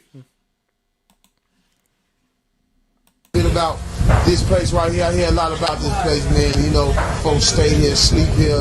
You know what I'm saying? And I just want you to tell me a little bit, man, about what's going on. Captain, I've been fooling around with this bullshit called crack for like 20 years. They call me the zookeeper. A lot of animals, predators, prowlers, whatever you want to do, I tell you. This is what you call the zoo house. Whatever you do in your life, don't fool around with crack, because you will see the zookeeper. I'm going to show you how we live in the zoo house of crack. Come on, bro. Already. The zookeeper. This is the zoo house. If you fool around with crack, this is where you're going to stay at, with the zookeeper. That's why they call him the zookeeper, tame all animals. See, it go like this up. You just got your front. Come on back here where you'll really be in the zoo. This is what you call crack. This is the world of crack. We have people that stay there. Come on in here. Oh, you ain't scared, nigga. See, you scared, nigga. Come on here, man. You scared. You scared, nigga. Come on. Yeah, come on. Then where you want to smoke at? If you smoke. Come on, see, when you want to be by yourself. That's a little light enough on me in the back. Come on, you gotta come on. You gotta come on in there. Don't get scared. In the back. Don't get scared. Look at all that. You know, it'd be funny if someone went and said, "Come on in," and all of a sudden pushed them in all of those needles and stuff. Show them where you sleep at. Hold on. I'm gonna show them where the zookeeper shit at. This is zookeeper shit house. Look at the zookeeper shit house. It's clean. That's clean now. That's clean. That's clean. That's clean, y'all. That's clean. That's clean. I bathe over here too. See? Come on in. Come on in, child. Yeah, we know. Don't be scared. You know what I'm saying? This is where the zookeeper shit at. That's zookeeper shit. See, zookeeper got a lot of shit. See what I'm saying? Oh, we ain't doing that yet. See, but when you smoke crack, you don't sit where the zookeeper sit at. You smoke crack. Oh, you come on back here. You come on back here. See, I see you way back in the back of the dungeon. Come on, follow me. Come on. I'm going to show you where you going to sit at. See, you going to sit over here. Oh, no. See, you going to sit on the wall. Oh, you can't sit. Oh, you can't sit. Oh, no. Come on, you gonna sleep over there tonight on the shit again, man. Oh, you gonna sit here. Stay down there. Look at that. That's one of the zoo. That's one of the women's on the zoo that shit there. They smoke right over there. This is what crack do to you. This is how crack fucks your mind up. You want to trick up in this. This is what the dope had you doing. This is what the dope had you to do. Live like this. This is not the way a young man or older man supposed to live. Crack cocaine is killing everybody.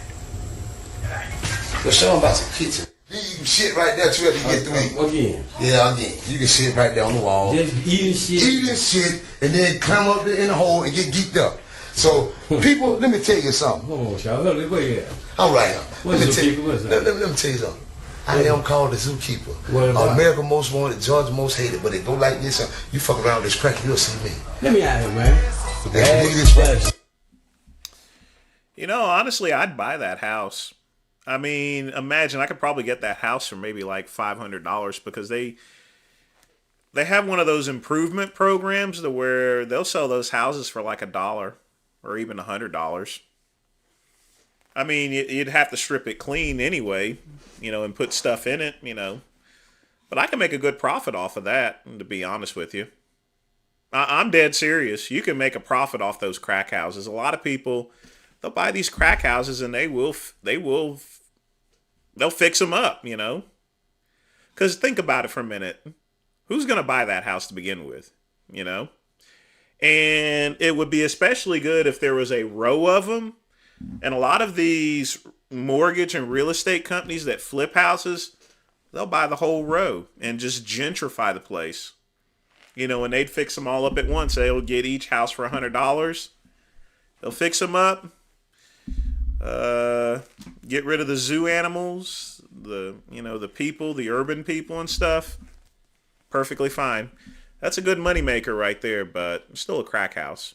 Chances are this was done in 2008. I can almost guarantee that house is fixed up by now. That house has either been demolished and a new house has been put up, which I would seriously doubt given the neighborhood.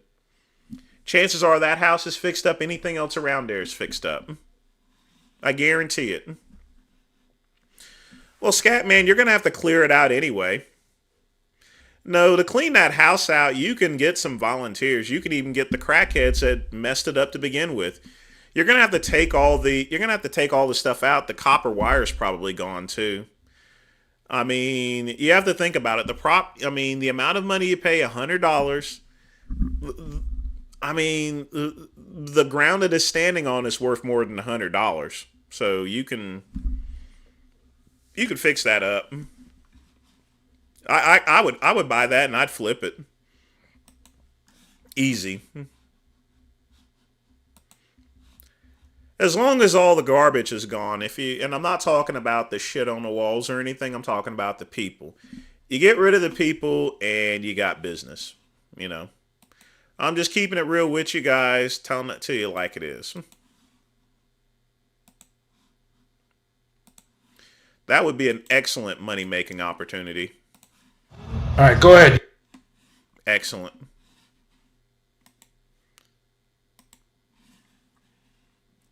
You got 59 seconds. I got 58 seconds to bring God to the table. The tabernacle of God.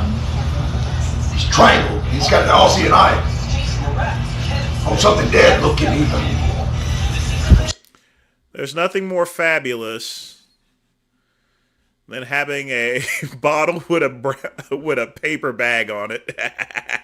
Something dead looking even. On something dead looking even. I got 30 seconds to make it go viral. The dead you see in me is God I'm bringing to the table. I shine in light, shine so bright on something dead on this creation. It's his nation, not mine. He makes it, I don't. I bring it, he don't. He does, I don't. 15 seconds. 15 seconds to bring it all in. Father, Son, Ghost, that dwelleth in this tabernacle, the all-seeing eye. When I can't see, he sees for me. When I can't talk, he talks for me. When I can't hear, he hears for me. When I can't think, he thinks for me. That is outstanding. That is outstanding. Good for him.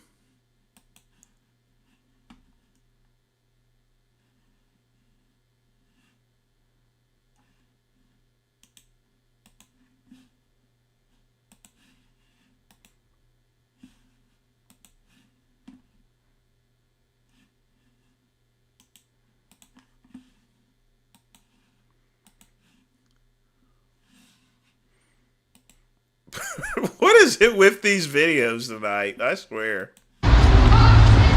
Oye, coge. Right. You want that back? No. Ay, oye, go. Oye, coge. Right. You want that back? No. Ay, oye, go.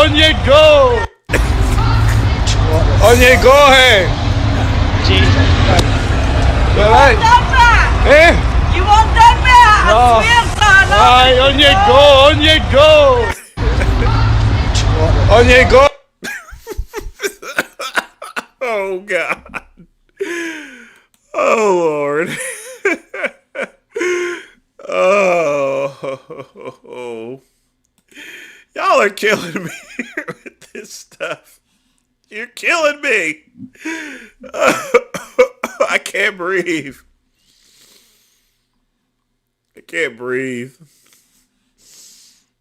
Y'all killing me.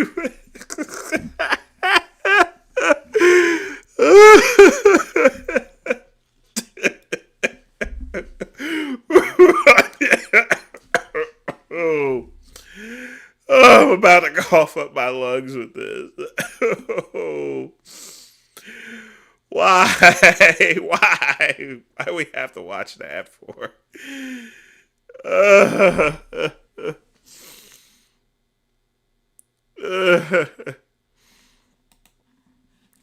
So today we're going over here. We're doing a blood dump. No, that big one is a fluff. This will be the last video. It just looked good. See, all y'all be talking about, oh, I can't find seed. You gotta hunt it down, baby. Ramen. Ain't seeded, ain't needed. So today we're going over here. We're doing a blood dump. First time in my life, man. Let me explain to y'all the benefits of a blood dump. What the fuck? What's a blood dump? Of donating blood. That's basically what I'm doing, but I don't know what they gonna do with it after he supposed to dispose of it. For health benefits, it's like getting an oil change in a car. Bro, I'm almost 50. Never knew this. Don't nobody talk about this.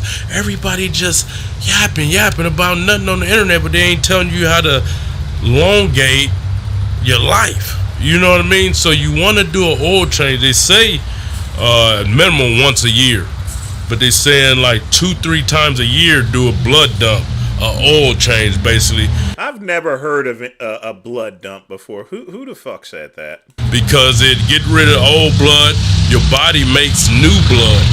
So for people, you're eating bad, you want to cleanse out, this is necessary. And I ain't gonna lie to you, I've been nervous for some reason about doing it, even though I've been giving blood like once a week anyway. So I think they gonna take a liter, and for me, I want to thin my blood. I want my blood thin as possible so it can get through the arteries and the stent I got in my heart. I have no skip frames. The stream's been running pretty good tonight. And I'm doing whatever I can to replenish and rejuvenate my heart and regenerate it. So we're gonna go in here. I drunk about 60 ounces of water already. My blood usually thick whenever I take blood. It was one time I was super hydrated. It came out good. So we gonna see if my blood thick or thin today. I gave a little overview of what blood dump, but maybe you could give me give them a. This is the one I always tap into. Mm-hmm. But I think that's the floor. Remember you got that good flow that time? It was this one. Was it? No, that big one is a fluff. It just looked good. Let me feel them out. Yeah, that big one, not the one. Never have been. So what we're doing is a therapeutic phlebotomy. That's the proper name for it. Removing a pint of blood. Hi. Which is translated to 16 ounces. Okay. Because Kelly's red blood cell count was a little high. So we're going to remove that. And it's high, low, high again. But so I was researching this. I didn't know this was so beneficial. Oh, it's very beneficial. Yeah. It's like a modern day bloodletting, you know. That's what killed Washington and Zachary Taylor. You know, Washington, all he had was a fucking cold. Literally, he had a cold. But they gave him so much Icapeak, and they literally bled him to death, you know, to where he couldn't recover. Zachary Taylor, he was one of our presidents of the United States, didn't do much, but he was at some celebration or so forth. He ate a lot of cherries and ice cold milk, and I think he had cholera. He probably would have recovered from that too. And that cholera stuff, basically, because in Washington they had open sewers practically, so everything was all nasty and stuff. But he probably would have survived if they hadn't done any bloodletting. But bloodletting is just... I didn't even know they brought it back, but here we are, 2023. Like donating blood, I used to hear people do it, and I didn't know why they did it. But it's like an oil change. It is, exactly. Yeah. In the bodybuilding world, we call it an oil change. I never even, bro, don't nobody talk about this. Like, they just keep it like, oh, I'm doing a blood donation or whatever, but it's not, nobody says for a health benefit. You know what I mean? Back in the days, you know, they didn't have antibiotics, they didn't have anything, so they would bleed people. Oh. That's how George Washington died. Wow. They bled him too much. What'd I tell you, folks? So we already know, so my question is, why are you doing it for? They didn't bleed him too much, they just bled him, you know? He had the common cold, and they bled him a little too much. Shouldn't have bled him at all. You could tell that it's thick because usually the blood would already be in the bag. Oh yeah, I had like 60 ounces Good. of water. You know, you would think his blood would be better considering all the fucking watermelon he was eating, but I guess not. Without that, we would be pulling out molasses, brother. Yeah. It's beneficial because now your body is getting rid of a pint of red cells. Mm-hmm. And then after that, your brain is going to trigger your body to make more brand new ones. Okay. Like new tires. So it could oxygenate better and deoxygenate better. Right. Man, I would have been doing this if I would have knew. So what you recommend for an average person? How often? 8 to 12 weeks. Damn.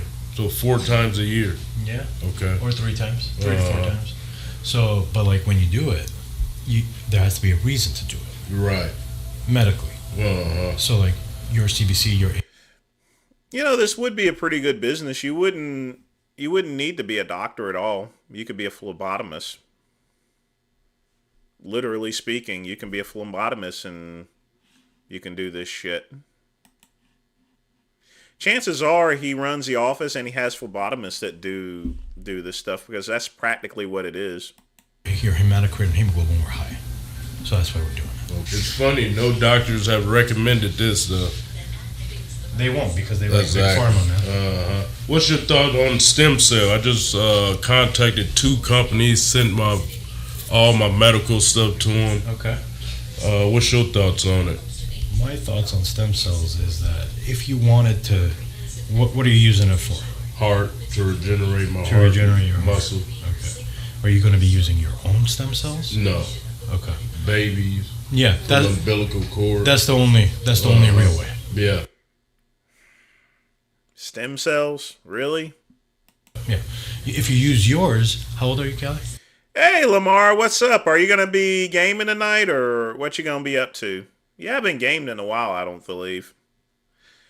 No, this is just some hack business.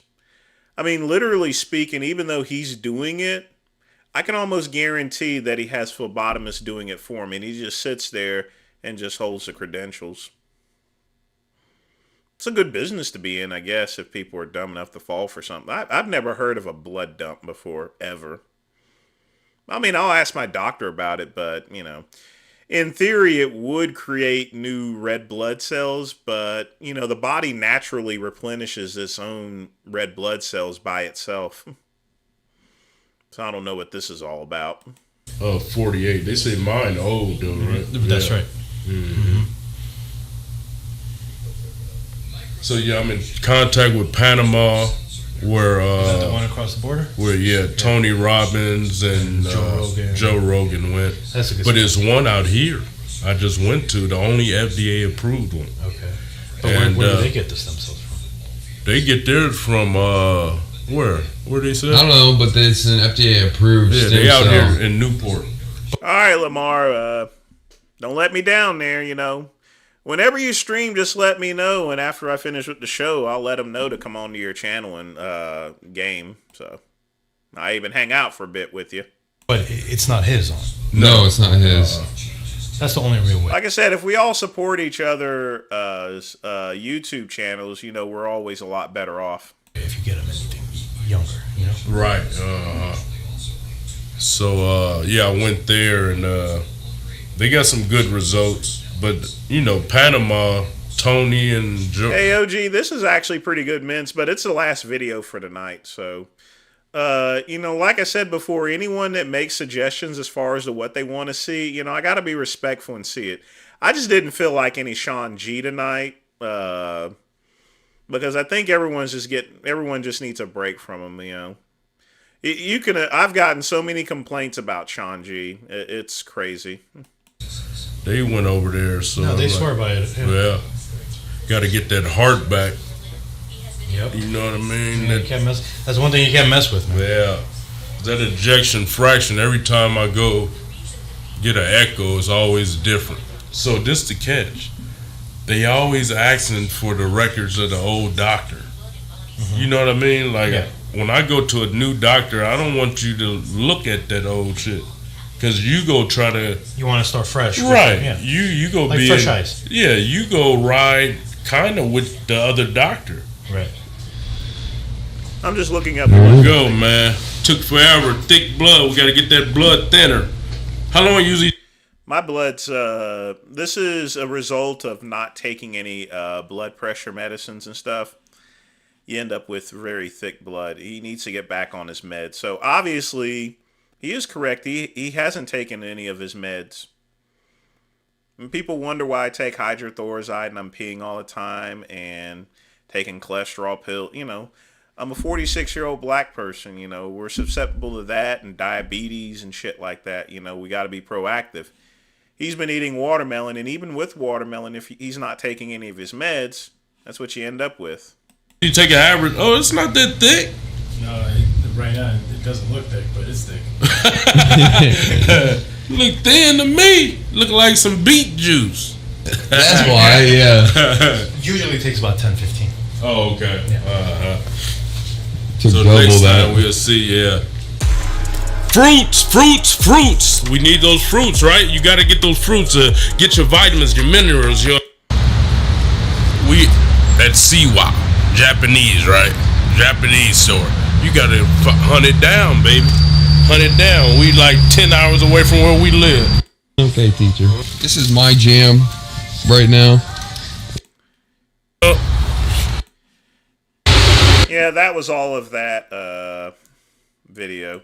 The only thing I wanted to see, OG, was this whole blood dumping stuff. Honestly, I've never heard of it. I mean, I've heard of bloodletting, but it's a good, I would admit that's a pretty good scheme. I have never heard my doctor, I'm going to be honest with you, I've never heard of my doctor say you need to do a blood dump. Has anyone, let me know in the comments below if anyone's ever heard of a blood dump. I've never heard of that. That is the weirdest thing ever. Weirdest. I'm sorry, I've just never heard of a blood dump.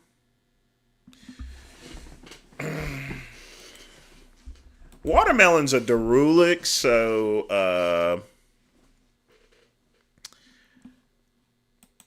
I guess by general nature it could lower blood pressure, but I think it dries you out more. So But any type of fruits and vegetables do help with regulating your blood. But he's definitely going about it all wrong.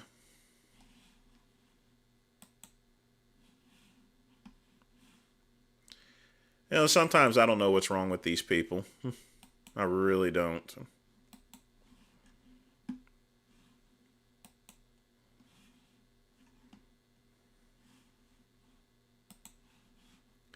He's definitely still on the juice.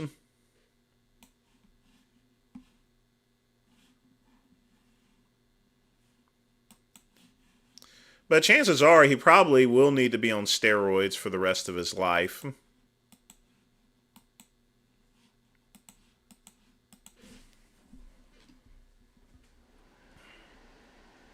Yeah, I know, 2 to 3 months. I'm trying to look up blood dumping. But before I do that, don't forget I got to do the soul poll. All I'm seeing is blood doping, which blood doping is you're taking out the blood and then putting it back in. So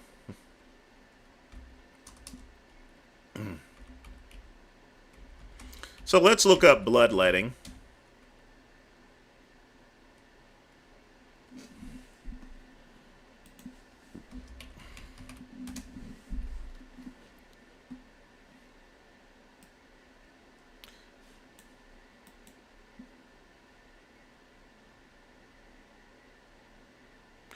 So phlebotomy, what he's talking about is phlebotomy therapy.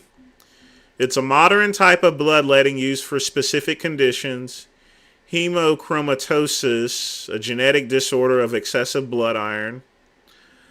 Polycythemia vera, a blood marrow disorder involving the overproduction of red blood cells. And an iron metabolism disorder.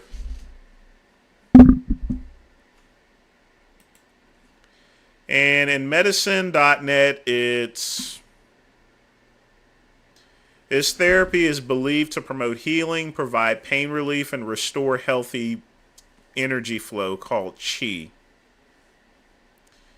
Bloodletting is done in Ayurvedic therapies because it's believed to detoxify the body and cure certain diseases. So all of this shit is anecdotal, Can you go on a real estate hunt to find a crack house for $2,500? Well, KCB, you got these government programs around to where they'll sell the house to you for $1, but the catch is that you got to fix it up, And fixing up that house is still going to cost like $70,000 or $80,000. So, but you're still getting a good deal to where you can flip it around for maybe $120, $130. To fix up that crack house would only actually take about maybe 6 to 8 weeks, because you're talking about cleaning it out, taking down the plaster, putting back in wiring and stuff like that, and that's pretty much it. That's about a 6 to 8 week job. Unless there's some structural issues, but, the good thing about fixing up these houses is those permits will come through very easy, because that's the whole purpose of fixing up the houses. They want them to look good. So you'll get those permits on the quick. If someone with sickle cell takes it, no, that definitely wouldn't be good, quick pump. You driving around like Lord Spoden. He doesn't go by Lord Spoda anymore. It's now Jack, and it's the channel name has actually changed from Lord Spoda.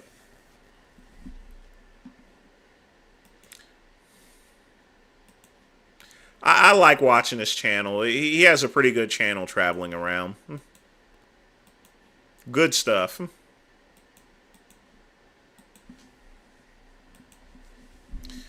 You got homework? Okay. Oh, we're about to close it out in 15 minutes here, and I got to do some stuff anyway. So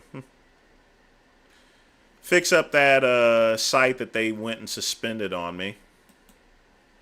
And then I got to send off a request to escalate another one. So I'll tell you one thing, they are really targeting me. So I don't even know why. I didn't even do nothing to them.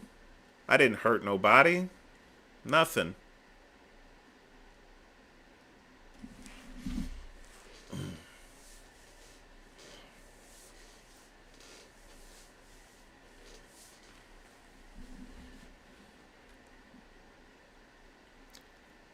Three miles straight.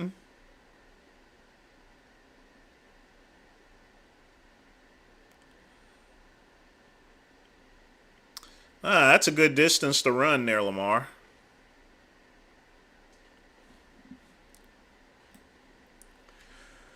Well, the thing about it is, KCB, what people see as garbage, you know, you can see also as opportunity. It's just how you look at things. That's the way life is.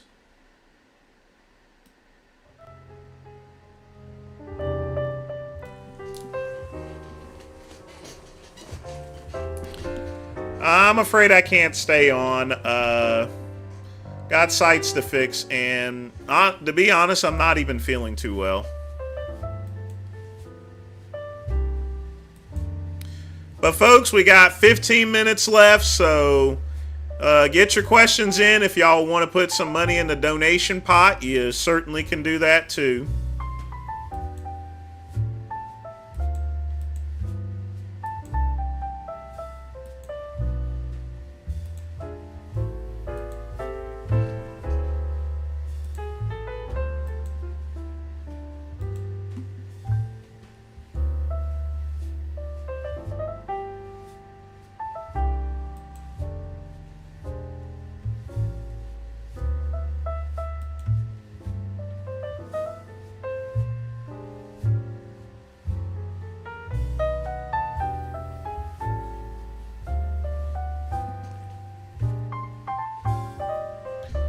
No, you don't need to murder the squatters. Usually once someone fences off a place, for example, usually they'll go away. But you also have to make sure that the surrounding area is alright. Otherwise, you know, it wouldn't do any good to buy it. That's why they buy those houses in rows. I'm trying to get back my old weight before vacation.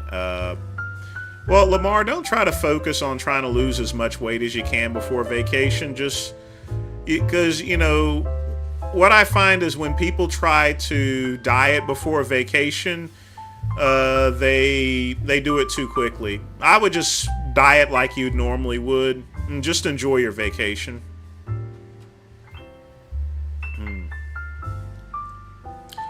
Well, Google's got me irritated, and the weather's changing a bunch. Whenever the weather changes, it also makes me sick too, so.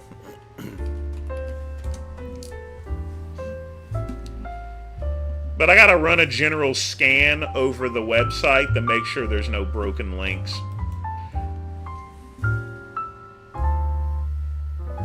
That's how you fix things.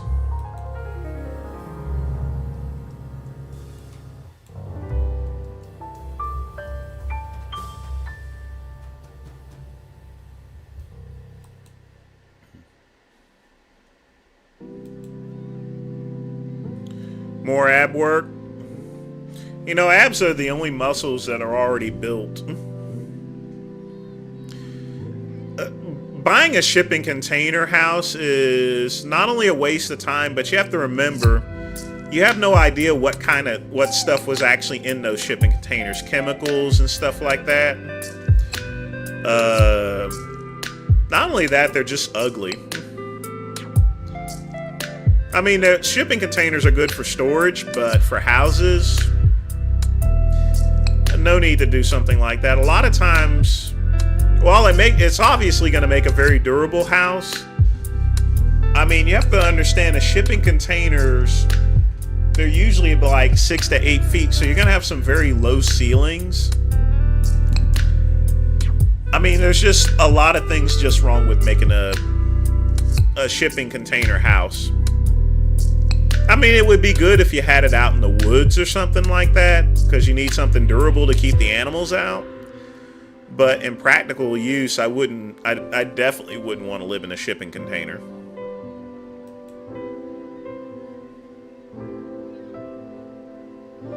But people do some weird stuff these days.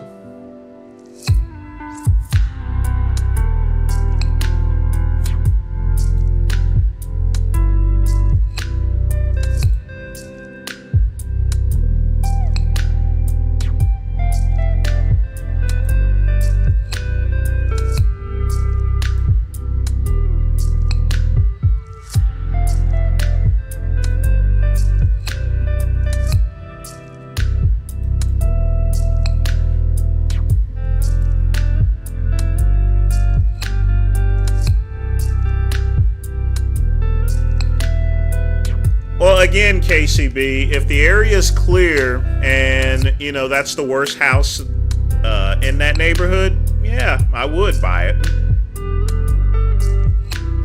It would be pretty much an easy flip. If there's no structural issues, then it's just really a matter of cleaning it out. You're gonna have to replace the plaster in any house anyway.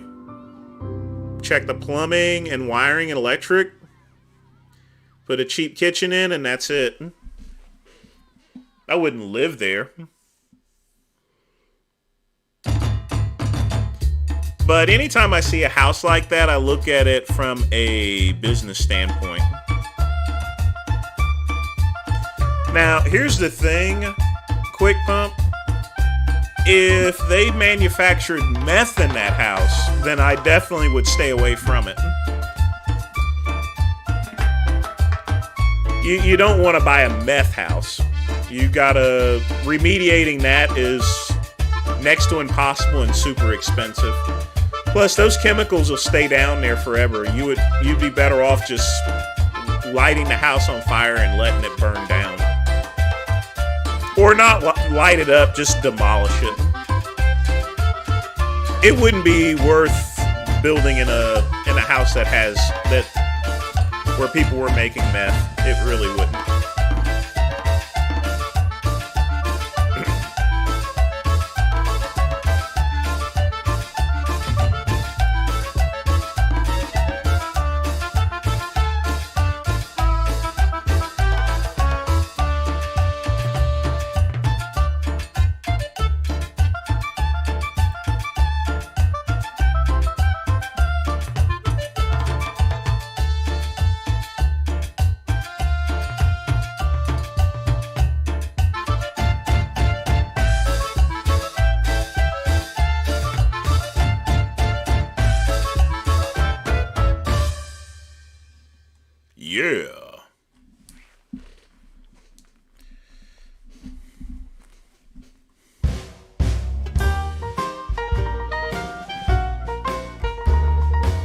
Yeah, I mean, once someone has made meth in the house there, it's ruined. It's just ruined.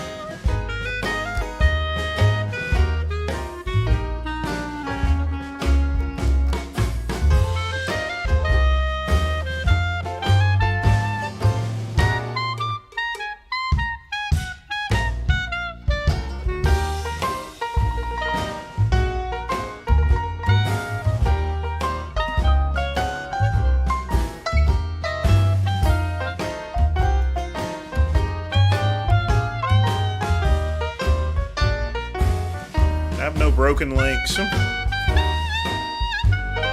No, one thing I never did was meth. Never. Have I done amphetamines? Yes, I've done amphetamines, but never methamphetamines. Like I said, I tried amphetamines twice. Gave me a lot of energy, but, you know, the crash is just horrible. But never meth. The thing about amphetamines is they're pharmaceutical. They're made in the pharmaceutical. They're made in a pharmacy. Methamphetamines, heck, it could be made in a junkyard.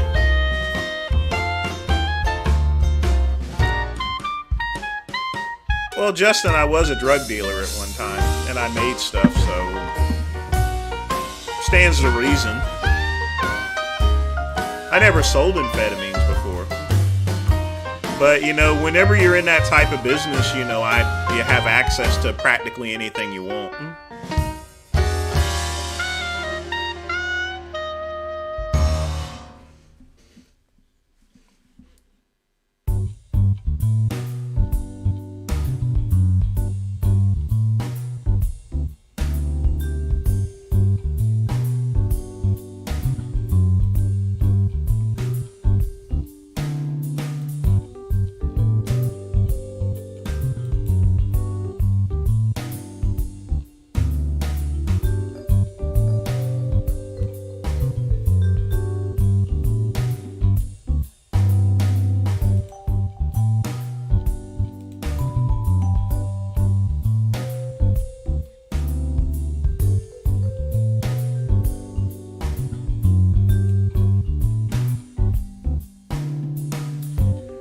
Ephedrine's awesome. I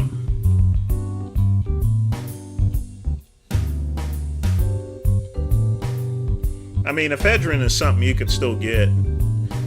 I mean, you got to go behind the counter at a pharmacy, but you can still get it.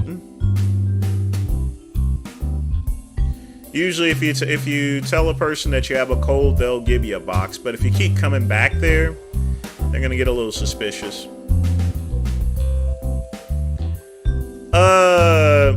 Well, KCB, we can watch that on Friday's show.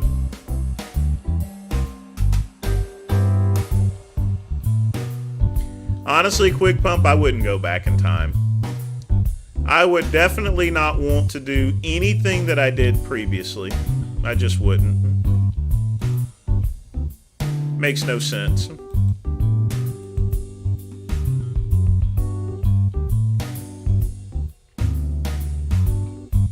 Stuff behind the counter Quick Pump is good.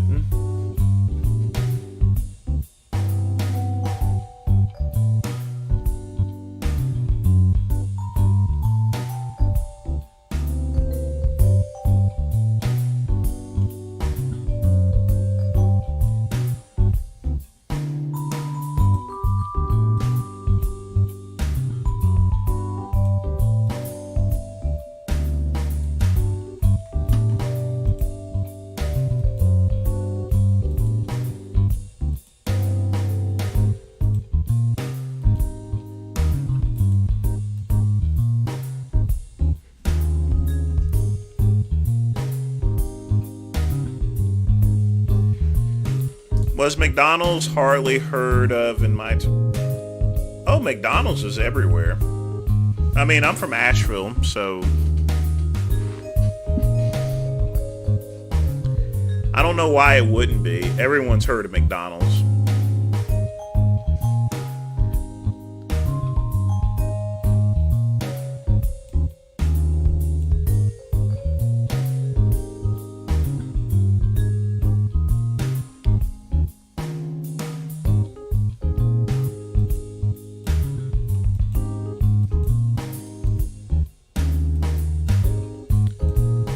Alright, 2 minutes left. Get your last questions in.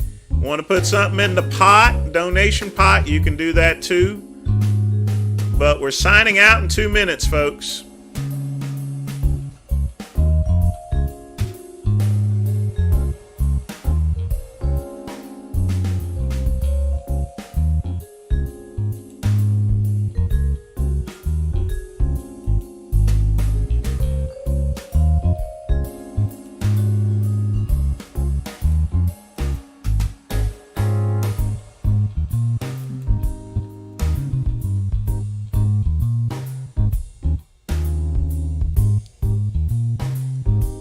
I was Mobutu-like dictator, no, I wouldn't put mind control drugs in. If you did that, KCB, you would have to continuously keep feeding them that. That can get kind of expensive. If you wanted to control people's minds, just put them in front of a TV set. 40 years ago in the UK, Vince, you only got McDonald's and... London's different. You have to remember, Andy, McDonald's is an American company. So, usually anything that's American, it takes time to migrate itself over. It's like KFC. KFC was around a long time ago, and now it's just exploded in the world market. Did I ever go to... Yeah, I went to Biltmore Commuters. But, folks, it is midnight. And that is the end of the show. I do want to thank Lolzy and I want to thank Gold for donating. I want to thank everybody else for hanging out with me tonight. Be sure to tune in Thursday for the Midnight Run UK, where you can ask me anything you want. Just nothing super personal. Don't ask if I take it up the ass. I don't. Remember, folks, take it easy in life. Don't make everything a big deal or anything, you know? You get shot in the foot like Spider, go to Ben Casey. And that is it, folks. As always, peace and soul.